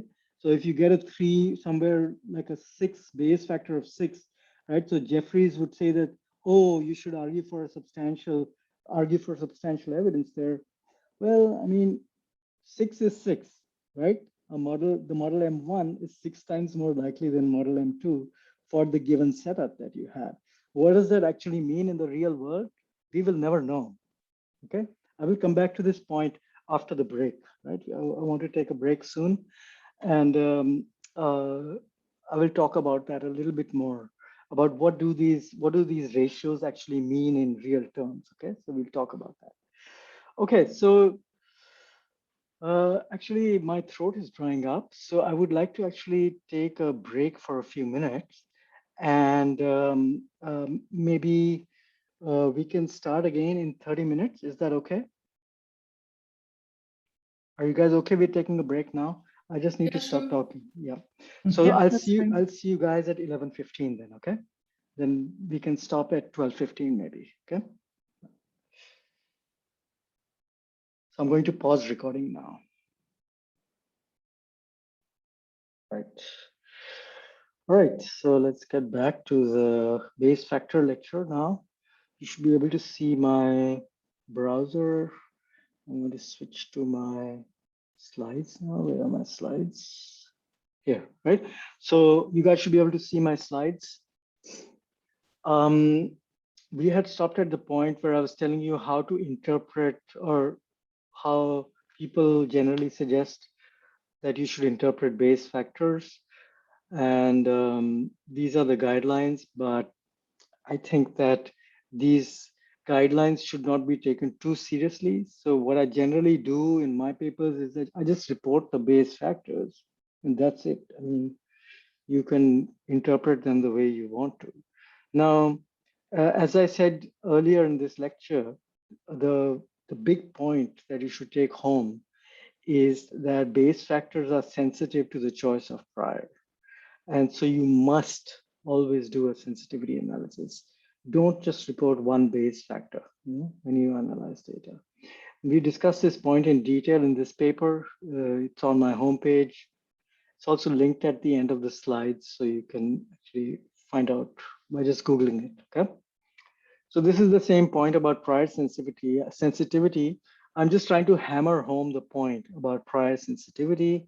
There's a question here. Yeah. So Masaki is asking, he says that we took the inverse of the Bayes factor in the earlier example to see the support for M2, right? And that's simply because it's a ratio. And so which model you put as model 1 and which model you put as model 2 is really up to you, right? When you compute the ratio, right? I could have written Bayes factor 1, 2 means that I'm comparing model 1 with model 2, with model 1 in the numerator and model 2 in the denominator. And when I do this calculation, I get this fraction, this decimal thing, right? But I want to interpret this as a ratio. So what I do is I just take the inverse of this. And that way what I'm doing is I'm computing BF21. Okay, so I put this in the numerator and this in the denominator. So if I put 1/11 divided by 0.009, I would get the inverse. And that's why I did it like this, right? So I just wanted to see this as a ratio with the larger number telling me what the support is for model M2 here, right? Is that clear? Is this okay? Yes, yes, thank you. Very good. Yeah. Yeah. Can I ask a question real quick? Yes, of course. So for the sensitivity analysis, when we're playing around with the priors, which priors would you be changing? Would you just look at the standard deviation one, or would you also change for the slope one and so on? Yeah, so that's a very important question, and I'm actually getting to that in a few minutes. Okay, so I will just discuss that in a few minutes. So just hang on for a minute. Okay. So I was at this point, we're talking about Bayes factor interpretation, prior sensitivity, I've already discussed, but I'll give you one more example. So suppose I set up another prior for theta, which allows 10 possible values, 0.1, 0.2, 0.3, up to, let's say 1, each of which has a probability 1/10. So again, this is a discrete prior, but instead of having 3 possible values, I've just increased the number to 10, right? So I'm just showing you how you marginalize, how you compute the marginal likelihood. So what I'm doing is I define all the possible values of theta, right? That's this one here. I define the weights, which is the probability of each of those 10 possible values, right? And then what I'm going to do is I'm going to compute the marginal likelihood for the using the binomial, right? So this is my binomial distribution here. My data is the same, 9 successes out of 10 trials. And for what I'm doing in this for loop is that for each value of theta, each of the 10 values of theta, I'm plugging in that value of theta into the likelihood function, multiplying it. Oh, have I done this wrong? Why have I written it by 1 over W1? It should be W1. I'm so sorry, I've made a mistake here. Oh God, just a second. Let me fix this, okay? Right, so 1 over W. This is a mistake because what should be happening, what I just said is that each theta ranging from 1 to 10, so that's these values here, okay? So let me show you.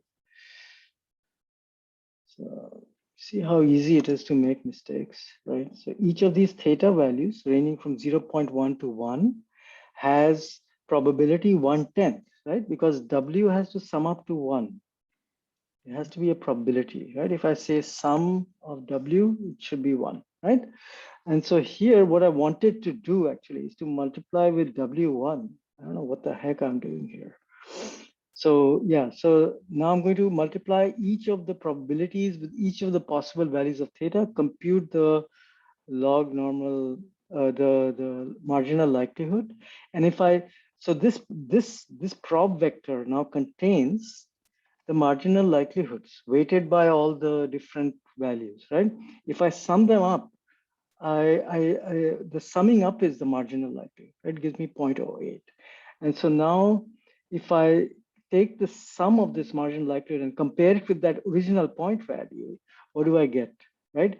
I get evidence in favor of the second model, right? So it's not decisively more likely. So if I take the inverse, what do I get? About 8.5. Okay, so I shouldn't say decisively more likely, right? It's is about 8 times, or let's say 9 times, or let's say 8.5 times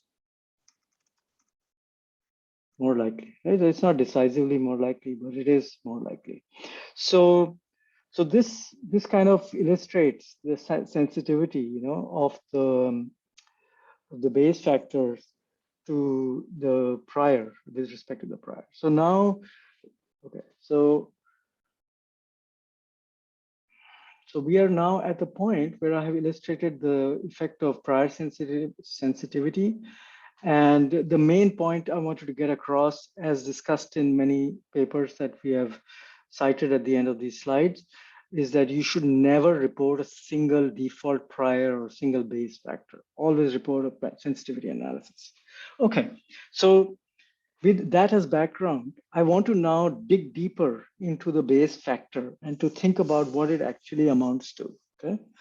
So what the base factor is actually doing is this ratio, you know, or the base factor ratio, what is actually showing you is the ratio of the posterior to prior odds. That's what the Bayes factor is. So by using Bayes rule, I'm again using Bayes rule here, but instead of talking about the parameter, I'm talking about the model now. Okay, so the posterior probability of each of these models relative to the data using Bayes rule is going to be this product here. Okay, so so what we have here is the likelihood term with respect to the model and the prior odds of the model, right? So if you think of what this amounts to is that this term here was the Bayes factor that we calculated earlier, right?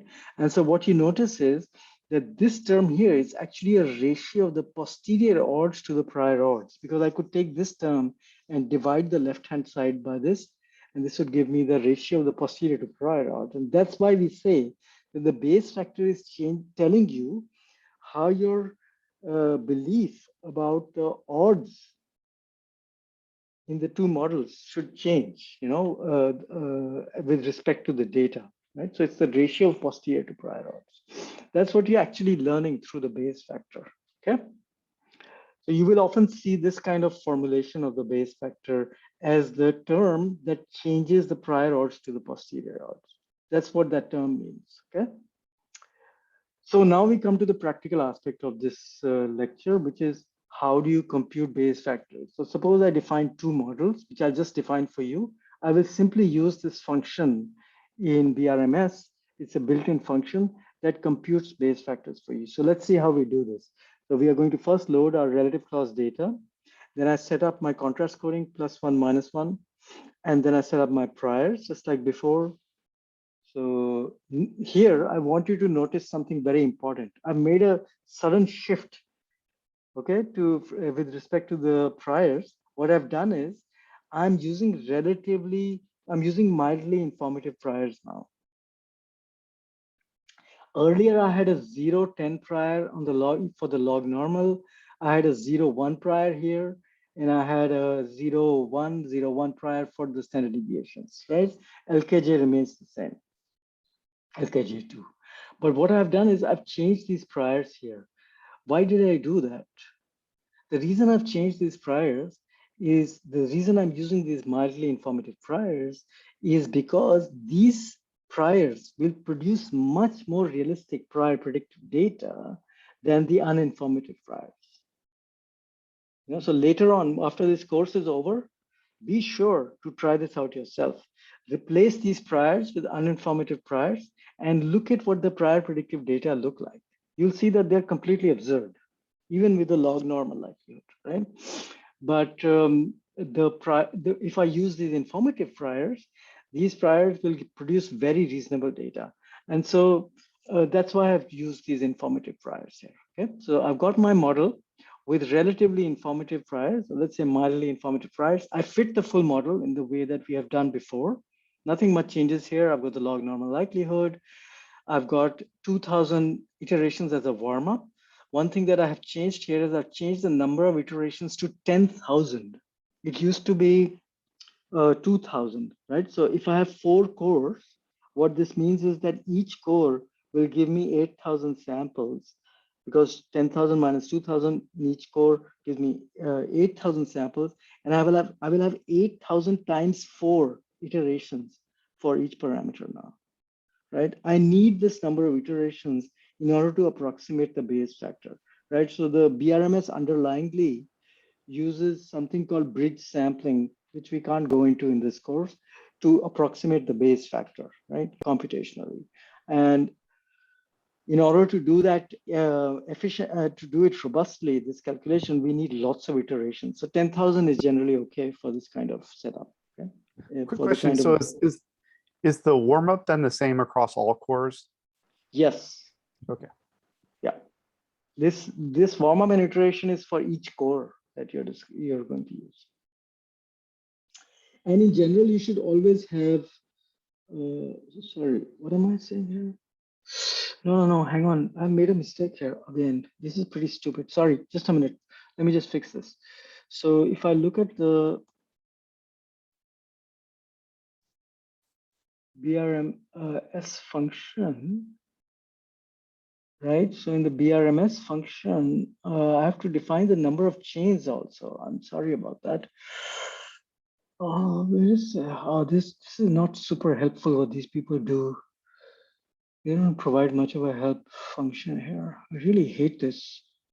They'll write a whole bunch of stuff, but they won't give you a working example. But they want you to probably look here, I guess. So here it is, right? So I have to say how many chains I want. Where are the chains? Can I see? Why don't I see this? Here. So the default number of chains, thank God, is 4. So Scott, it's important to note here that, I mean, I've specified the number of cores, but the number of chains is the important thing here to determine what the total number, of iterations will be that you get. So this is very foolish of me. I'm sorry, I gotta fix that now. So I'm gonna add, just to be very clear, I want to add chains equal to 4. Okay, so now I know that it's 8,000 times 4. That's how I know this, not from the course. That was wrong what I just said. Another thing to notice in this command is that I've got this statement here, save parameters. That what this statement is saying, this is especially important. This is important for the base factor analysis, right? For bridge sampling, you have to have all the parameters posterior distribution saved. And that's what this statement is saying. So you have to put this in if you want to do a base factor analysis. So this is BRM1. This model is my full model. It has the predictor here. And now I'm going to fit a null model, right? That null model, which I'm calling null here. Oh, sorry. No. These are the priors for the null model. And in this model, I've removed the SO coefficient. Okay, I don't have any prior for that because there is no such parameter. I've removed the SO here in this null model. And everything else is the same. The random effect structure is the same. The only thing missing is the SO predictor. So that's what I'm testing right now. So this is what we call a nested model. The null model is nested inside the full model because it just changes one thing. Okay, should only change one. We are only changing one thing to check this. So I fit these two models. Again, I use 10,000 iterations, 2,000 warm up. So I've got these two models fit. Okay, and this takes a few seconds. And then I would run this command. We're just seeing the output of the base factor, but what the command that I actually ran is here.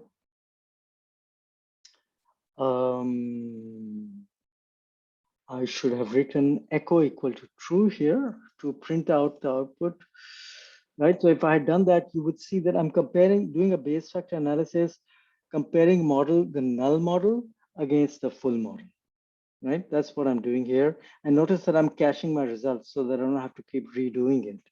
So, and then what I could have done, of course, is I could have computed the full model against the null model. So I'm reversing. I could reverse the order. All that would do is it would change the ratio, right? The meaning doesn't change at all. That's all up to me. So when I compared the null model against the full model, I get a base factor of 0.16. This is hard to interpret because it's a decimal point. So what I did was I redid the analysis of 1 over 0. So I get a base factor in favor of the full model.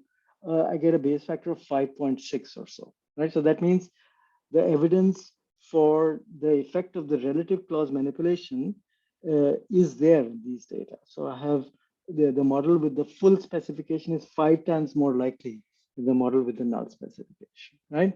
So one important thing you should do is run the base factor command several times to check that you get a stable base factor, because this is an estimation procedure that's happening. Okay, so let me run this. Let's see what happens if I try to run this whole thing now. Did I run into trouble? It'll take a few seconds, but let's just do it, okay? So I'm running the base factor right now.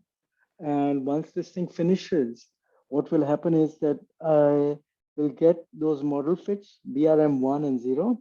And then what I will do next is when I'm computing this base factor, I will do it several times in order to make sure that I get similar base factors each time. So what can happen is that if you put too few iterations, right, in your number of iterations, if you just use 2000, for example, with a warm up of 1000, what will happen is that you will have too few samples to do the base factor estimation.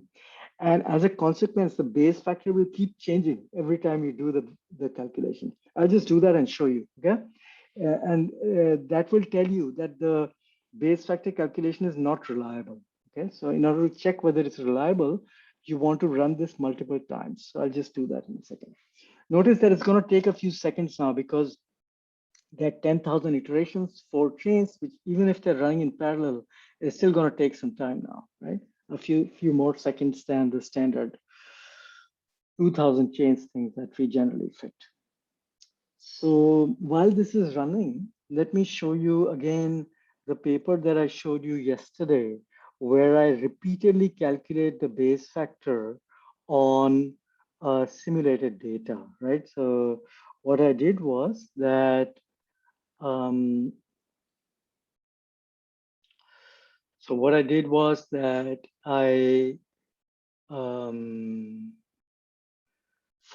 50 simulated data sets, okay? So I generated prior predictive data 50 times for this exact data set. What I'm showing you right now, the relative clause data, this is what I'm working with in this example. And then I repeatedly calculated the base factor on those simulated data sets. So what you should notice is the following. The prior distribution of the beta parameter, the slope parameter, is this horizontal line here. So it's 0.12 with some credible interval. This is the prior distribution of beta. And what you should notice is that in these 50 data sets, I'm plotting the posterior distribution of this beta parameter after fitting on the simulated data. So you notice that these values can change quite a bit, right? They're going up and down, but they stay within the predicted range. Occasionally they fall outside the range, right? But what's interesting to notice here is that under these simulated repeated samples, I get only about, I think about 50% of the data actually has a base factor of 6 or higher, right? So I get a pretty low rate of getting evidence for the effect if I use the same sample size as in the published paper by Grodner and Gibson, right? So what this is telling me, the low number of high base factors or low proportion of high base factors. And my notion of high base factor is pretty modest, right? I just want 6 or higher. This is not a very large base factor. So the evidence for the full model happens only occasionally. And this tells me that the sample size is too small. If I increase the sample size to 420, okay, the number of subjects, what you notice is that I'll get about 80% of the base factors will be larger than 60%, will be larger than 6 now. So I'm seeing a much larger proportion of base factors here. This is how I would do a kind of sample size planning, for a future study. If I were to rerun the Grodner and Gibson study, I would not want to run that study with 40 subjects. I would consider that a complete waste of my time. Why? Because I know that under repeated hypothetical sampling, I'm pretty unlikely to get evidence for that effect. Right? They just got lucky.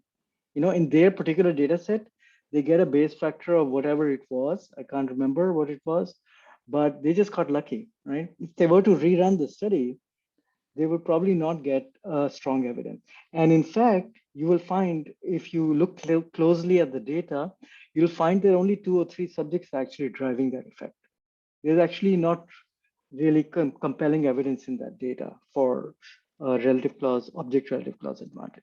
This is really shocking, by the way. I mean, it's one of the most robust findings in psycholinguistics that the object relative is harder to process than subject relatives in English. But the evidence for that comes from these low power studies. This is again the same point that Philip Alday was making yesterday, right? Most of the results that we publish in psycholinguistics, they tend to be severely underpowered and they're not super informative.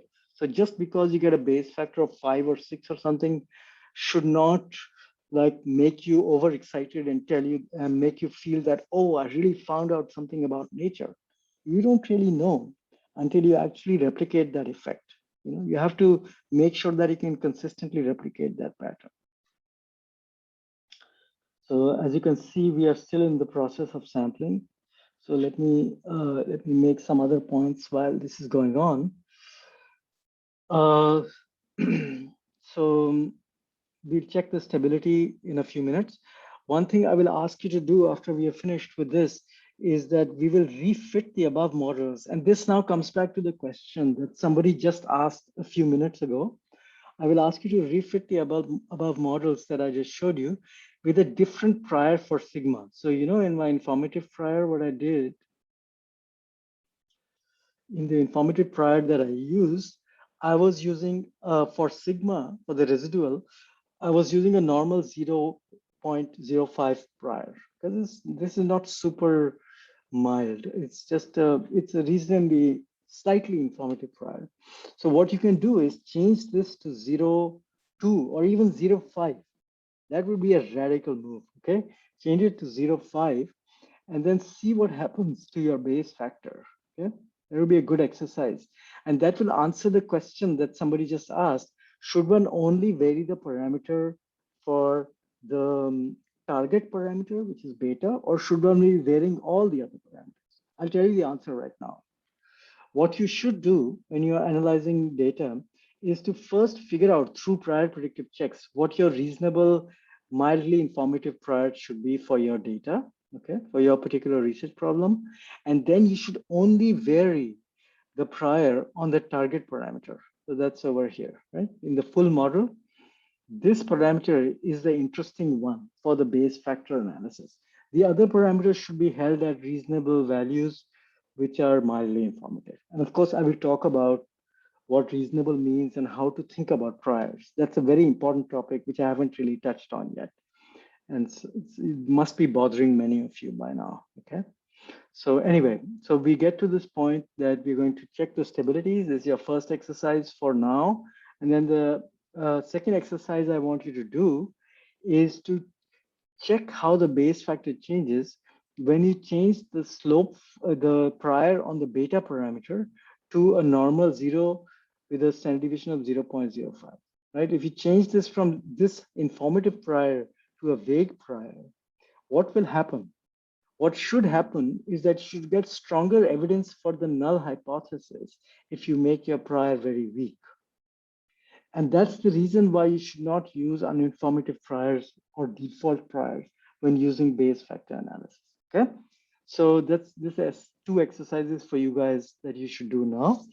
And before I end this lecture, what I want you guys to do is to later on, not right now, you should read this paper by Daniel Schad, right, on workflow techniques for the robust use of base factors. It's on arXiv. If you just Google it, you'll find it, right?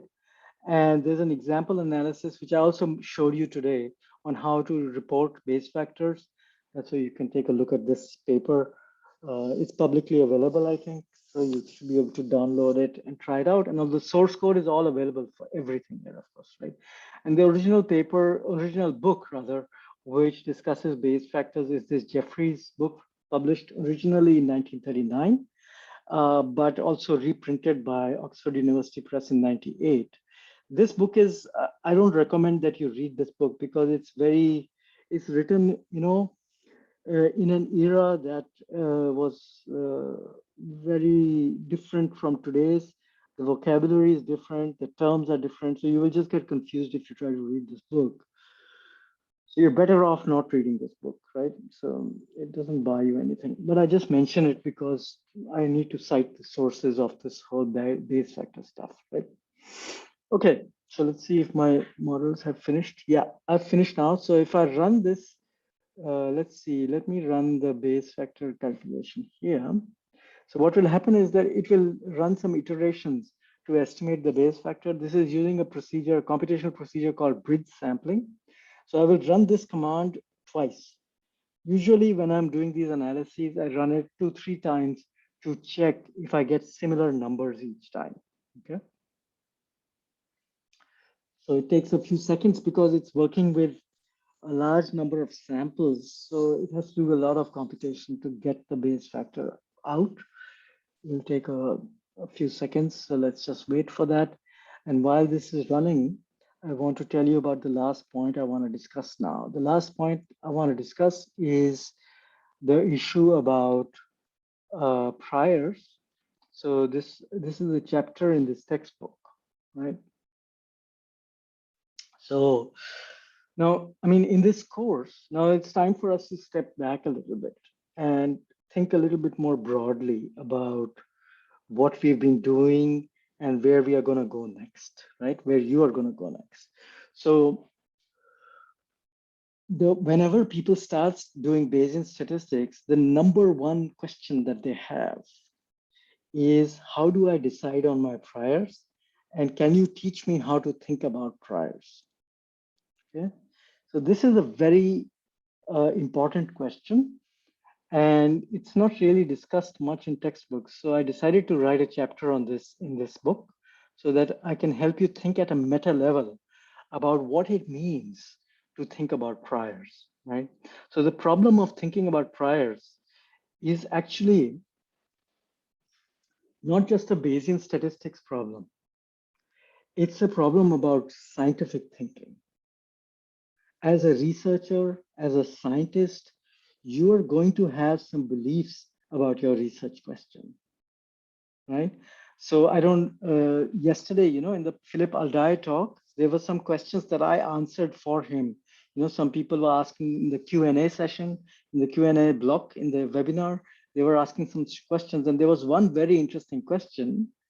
One guy asked, or somebody asked, how can I do a power analysis when I don't know anything about my problem? I don't have any idea of what the estimates will look like.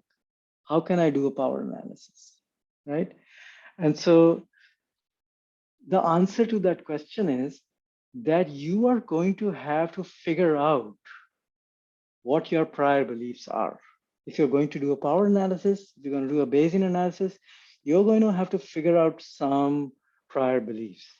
And like when you say this to a scientist, they often get very upset and very surprised, right? So a scientist, many scientists will say this to me, have said this to me, that how can I know a priori, what I should know about my problem? I've never done an experiment before on this topic.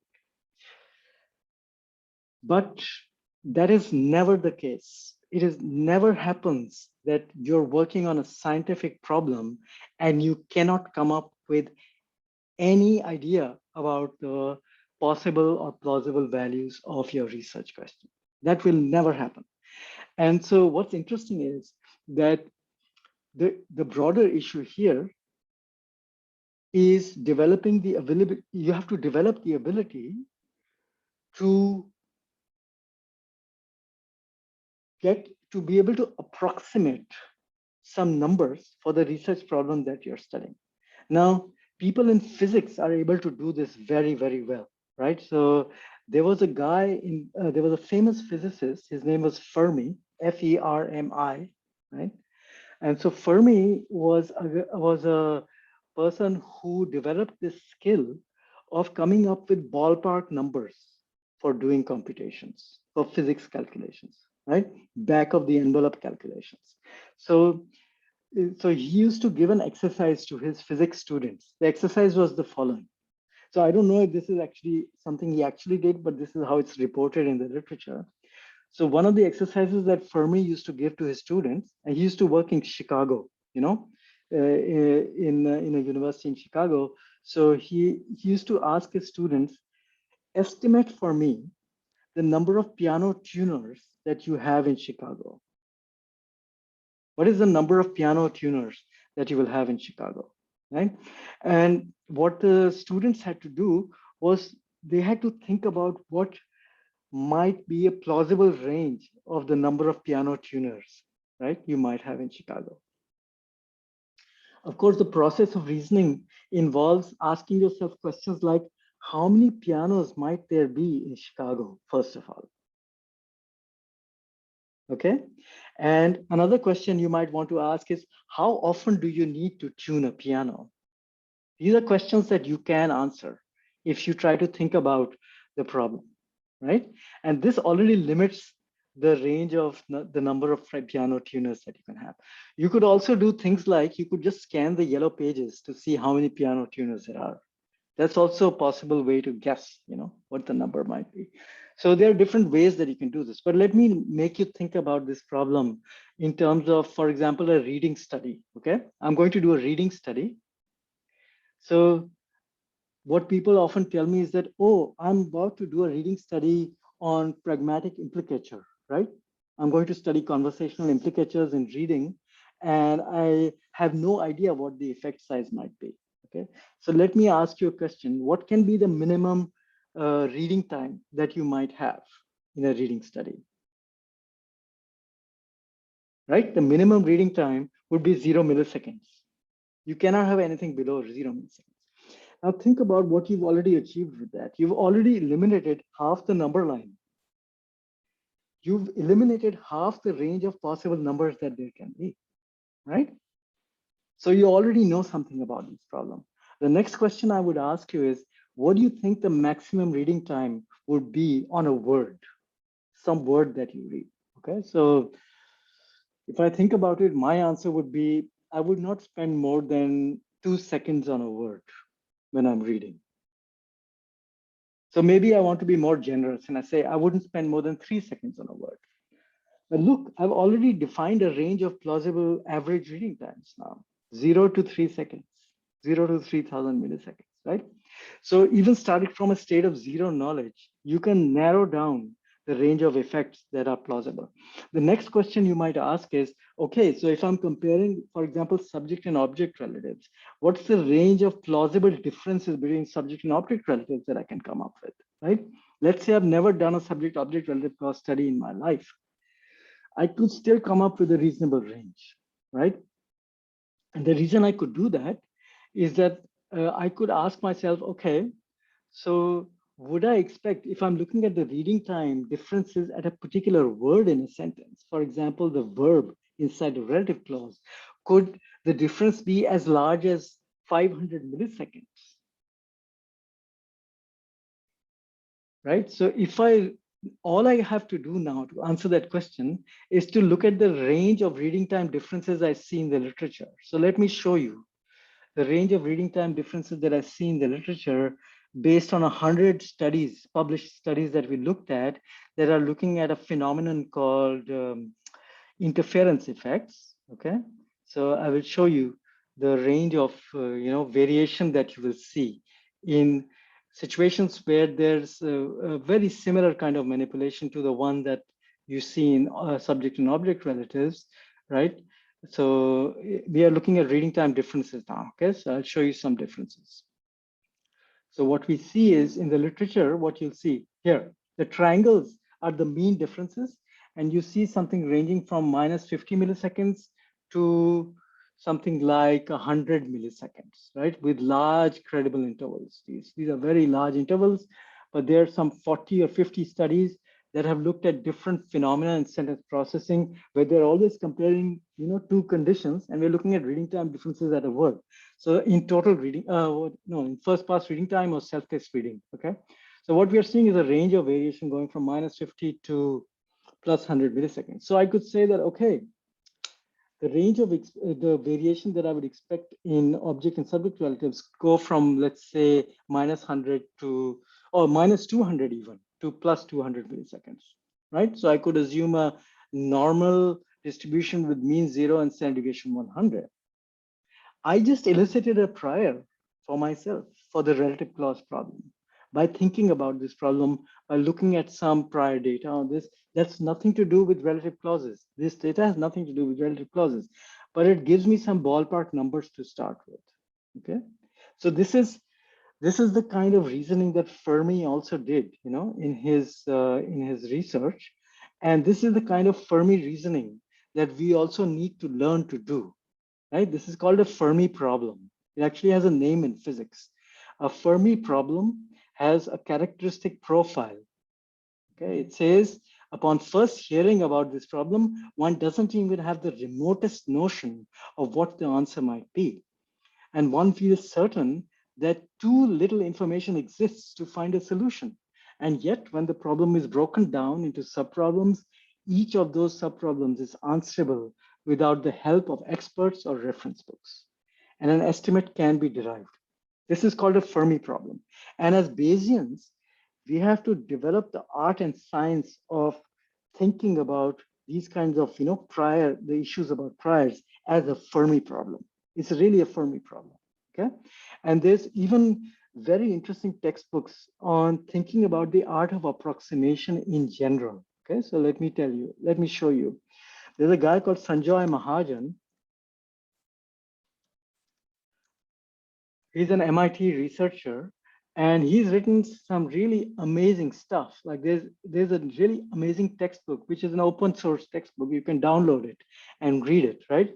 So the textbook is called Street Fighting Mathematics, right? So whenever, in the textbook, he starts the textbook by saying that in mathematics, rules are for fools. He says the art of mathematics is the art of approximation. And the subtitle of the book is The Art of Educated Guessing and Opportunistic Problem Solving.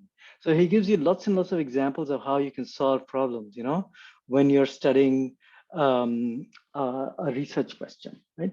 So all these books, all these people, what they're trying to do is they're trying to educate scientists on the art of approximation. And that's what prior specification is all about. Now, there's a question from Alexandra. How ballparky can the estimates be? I'm not sure how distant the concept phenomena can be to use as one prior for the other. So this is what I've been trying to teach you in this class, in this course.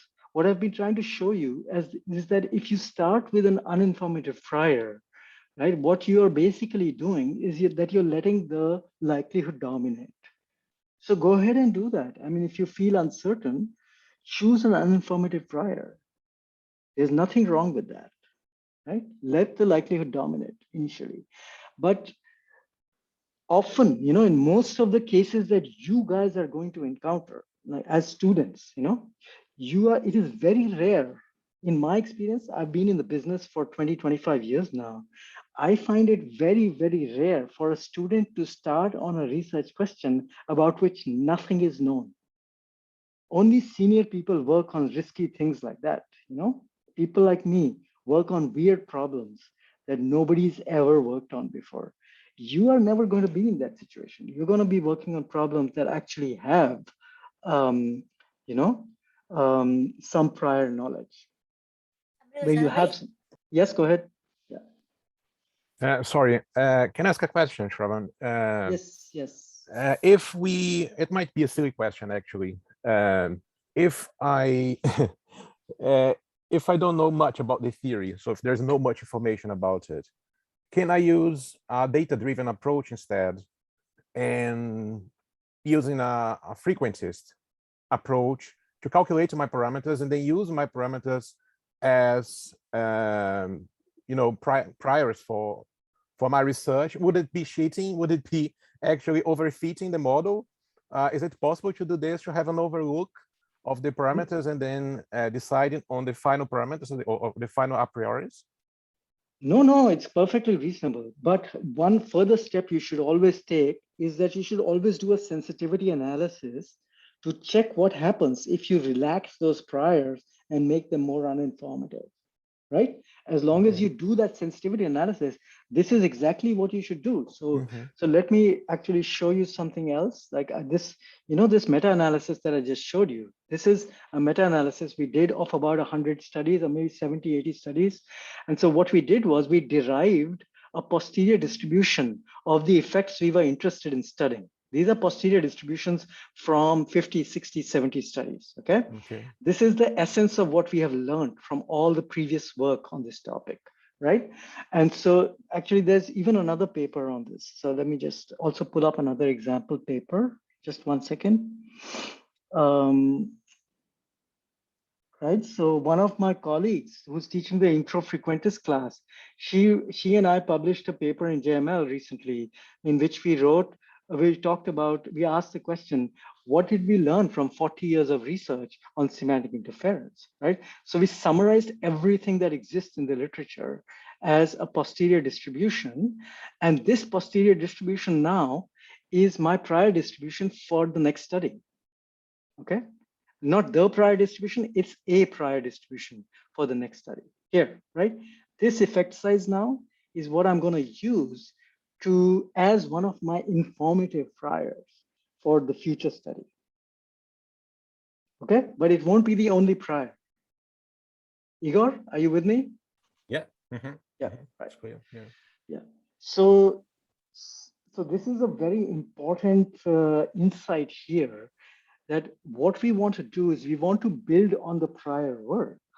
We don't want to ignore the prior research. Is there any risk? Is there any risk of overfitting the model by doing so? Of course there is. Of course there is. Because notice that what's going to happen is that only the big news results are going to get published, you see? All the null results that people find, they're going to hide them forever. So this meta-analysis estimate is actually a biased estimate. However, that's the best information we have at the moment. We don't have anything else. Therefore, we use that as one of our priors for figuring out what we learned from our new data set. But look here, we are also reporting a sensitivity analysis here. So now you can look at the posterior distribution and the credible interval. What do you notice here? Look here, right? Even with increasingly uninformative priors, we don't get much of a change in the posterior. The reason for that is that there's a lot of data that has gone into this analysis. There's so many studies. You see this? There are a lot of studies that have gone into this analysis. So the likelihood is dominating, even with these slightly more informative priors, right? So this is what you should be doing. Of course, there's a danger of overfitting, but there's a danger of overfitting in every data analysis that you do. I mean, you're very comfortable with frequentist analyses, right? But the frequentist analysis is actually an overfit. That's true, yeah. Because the frequentist analysis is actually, it's ignoring the prior knowledge, okay? It's completely ignoring it. You cannot even use the prior knowledge. There are no priors, right? And the second thing is that if the study is underpowered, which is almost always the case, then your estimates are guaranteed to be misestimates. You're never going to get an accurate answer anyway. So, I mean, throughout our entire life, we have been overfitting, you know? So that should not bother you. What we are doing with the Bayesian analysis is we are doing something more conservative. We are conditioning the posterior on a range of beliefs, including informative priors, right? So this gives us a much more sensible and realistic idea of what we have learned from this data. It's a very important insight that I want to convey to you guys. And so what I wanted to talk about, what I was kind of ranting about in this chapter, you know, on the art and science of prior elicitation, is that every time I teach Bayesian analysis, somebody or the other objects that, oh, but I don't know how to figure out my priors. That's just because you haven't learned to think about approximating what you know, right? If you learn to think about it, and I try to spell out in this chapter how you can think about this, you know, you can use prior information by listing priors from yourself using previous data, like existing data, or you can do a meta-analysis, or you can just reason about your problem, right? So what I've done here is I'm showing you a sensitivity analysis. You know, what's the impact of the different priors on the posterior? That will always be something that you have to do. You can't avoid that when doing a Bayesian analysis. You shouldn't ever avoid that. You should always look at it, right? And so look, what I'm doing here is that I went and looked at the literature on relative clauses, and I looked at the range of variation, the distribution of reading times from 10 different studies. Okay. Oh, sorry, this was not relative clauses. This was just various self-paced reading studies. And so now I have a pretty good idea what the range of variation is. That's the 95% credible interval from those 10 studies. You know, I've got a pretty decent idea what the average reading time on each word is in these studies, right? This is empirically derived now. So I have a pretty good basis for making those decisions, right? So all this information is out there. We just don't know how to use it and how to figure out all this stuff, right? So what I'm trying to teach you in this chapter, which you should read after this course is over, is that you need to develop a way of thinking about what you know about a problem and what you don't know about a problem. So all this stuff is discussed in this chapter. You should look at it, right? And once you develop more experience in Bayesian analysis, you will develop the skill, of how to elicit priors from yourself. I should also point out that we work in this narrow world of psychology and linguistics and so on, but in medicine, where all this stuff is like a life and death matter, people actually study this problem. So this is a whole field in Bayesian statistics on how to elicit priors from experts, right? So there's a textbook on this by Tony O'Hagan. These are people from Sheffield, the University of Sheffield, and they've written an amazing textbook on how to elicit experts' probabilities, how to elicit priors from people in order to carry out a Bayesian analysis.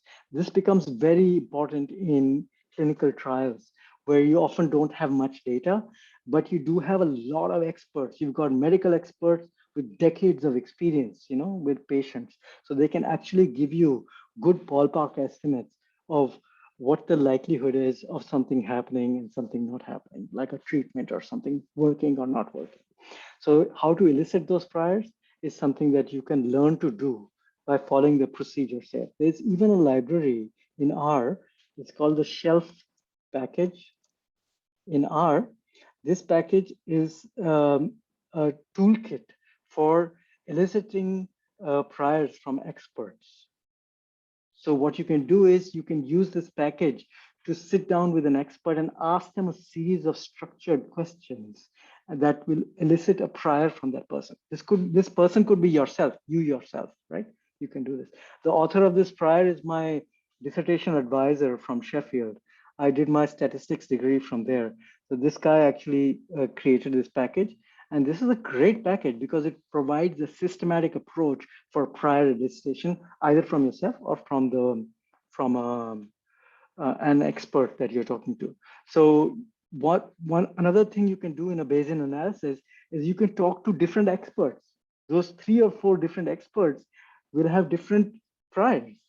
So what you can do is you can do 4 separate analyses under 4 different priors, or you can combine the priors of all those 4 people and use that prior as a composite prior for showing what happens when you put together the expert opinions of 4 disagreeing experts. So all these things, this is what people actually do in clinical trials when they're doing Bayesian analysis. This is not just some theoretical exercise, right? That's what that textbook is about, uncertain judgments. So I understand the concern that people have about prior specification and so on, but this concern is totally overblown. And of course, priors can induce bias in the analysis, but bias is a problem that you will live with throughout your life. Whether you're a frequentist or a Bayesian, bias is an ever-present risk. And therefore, you have to learn to control the bias and to bring it under your control through prior elicitation and sensitivity analysis. Okay, so I have about 7 minutes before I stop this recording. So if there are more questions, we can talk about them. We are actually at the end of this course now. So this will be the very last meeting I have with you guys because I have dialysis today. And so this last 7 minutes is your last chance to ask me questions face to face. You can if you still have questions, you can always post them on Slack and I will try to answer them. And in the afternoon, Anna is going to take over and she's going to discuss, I think, the second part of her demonstration with, I think, was it AFA's data? Yeah, exactly. Yeah, exactly, with AFA's data. And so she will do a base factor analysis. Now that you know what it's all about, you will see her doing this. And that will be the end of the course. At 5 o'clock in the evening, Paula is about to send you a Zoom link. Paula, will you do that? We won't send you a Zoom that. link. You can just use the link that we used for the welcome meeting. The final, yeah. But Yeah. we could post it again in Send it Slack. again. I'll Yeah. do that. Yeah. Yeah. So the same link that we used for the welcome meeting will be used for the closing meeting at 5 p.m.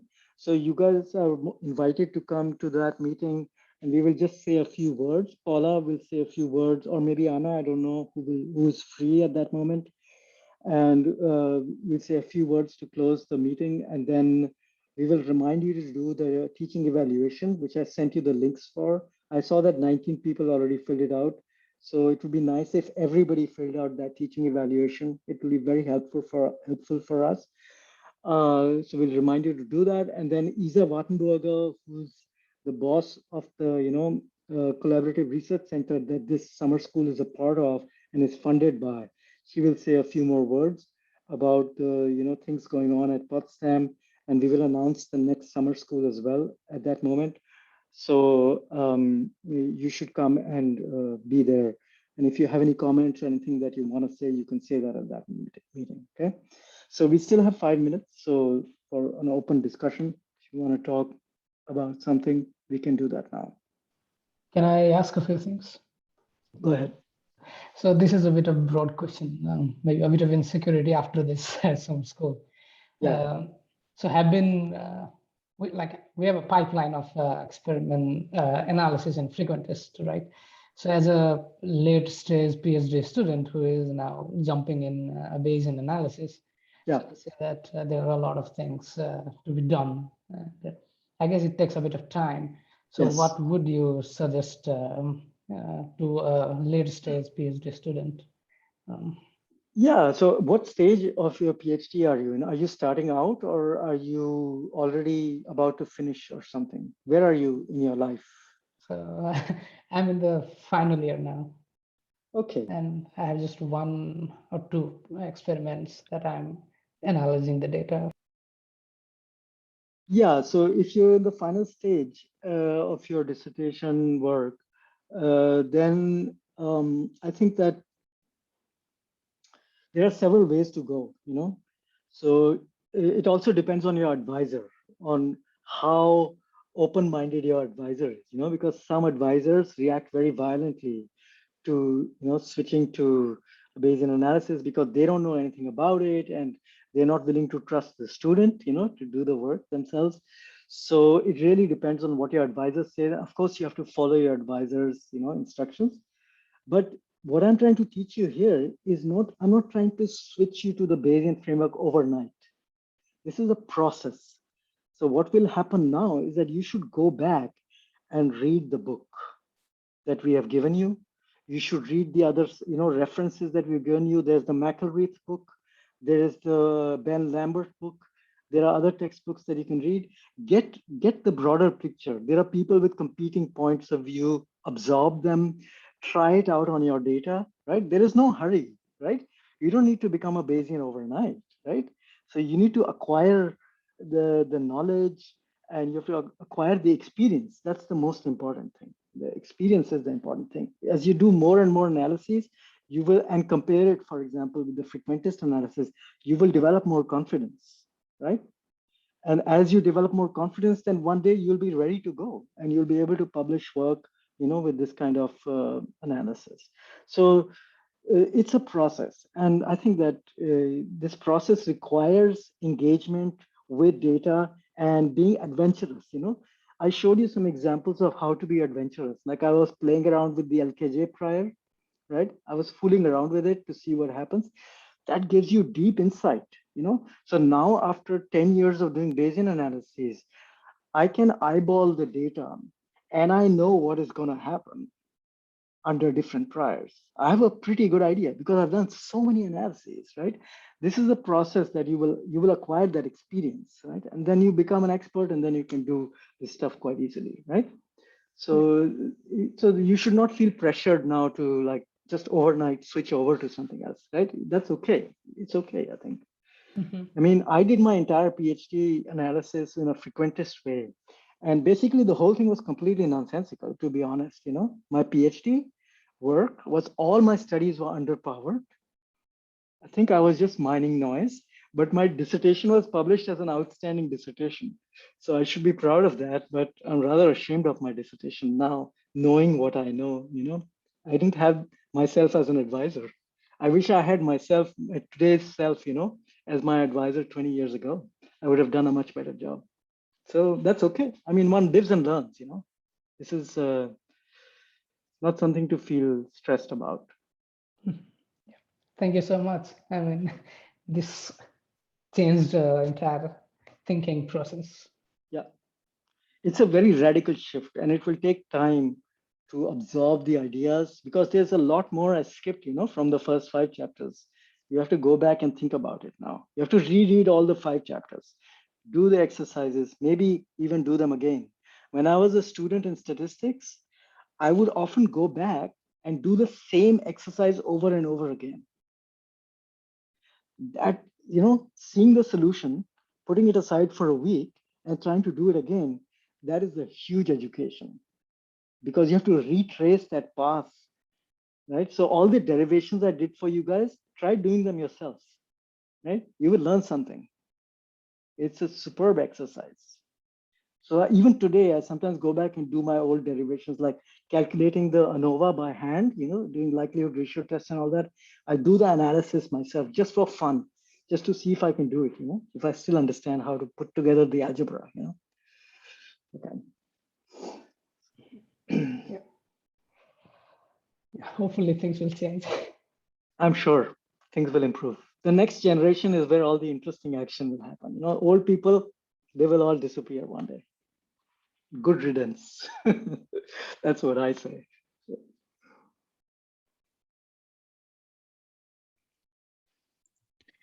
I have Any other sort of a, sorry. Go ahead. I have sort of a specific question, actually. So let's say I'm looking at mean reaction time and I want to use the log normal family.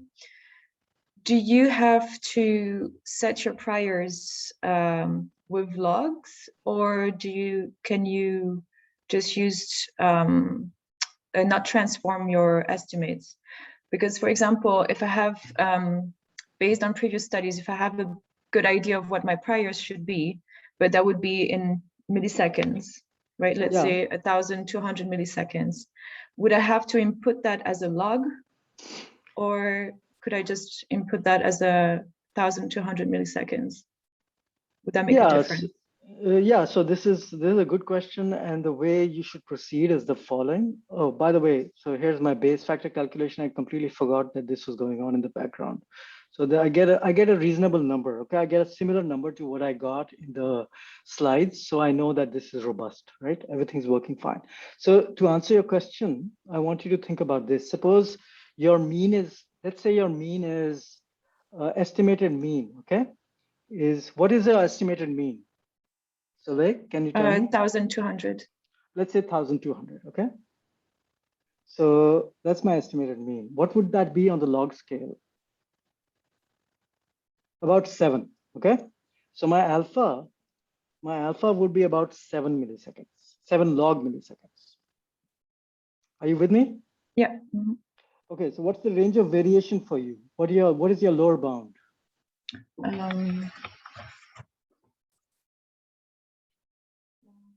There would be 1,000. How much? 1,000. 1,000? Oh, that's a pretty tight bound. So your upper bound is going to be about the normal approximation 1,000, 1,300, right? That's your lower and upper bound, right? So let's see. What would be log of the lower bound? 6.9, okay? So as a normal approximation, I could say that for the alpha, right, the range of variation that I would allow would be a normal with a mean of 7 log milliseconds. This is an informative prior, right? With 0.1 or so as my standard deviation. Okay. Just to be conservative, I could change it to 0.2. I've got an informative prior now. Yeah. Okay. Right. So that's how I would proceed. And I'm doing a log normal like that. Yeah.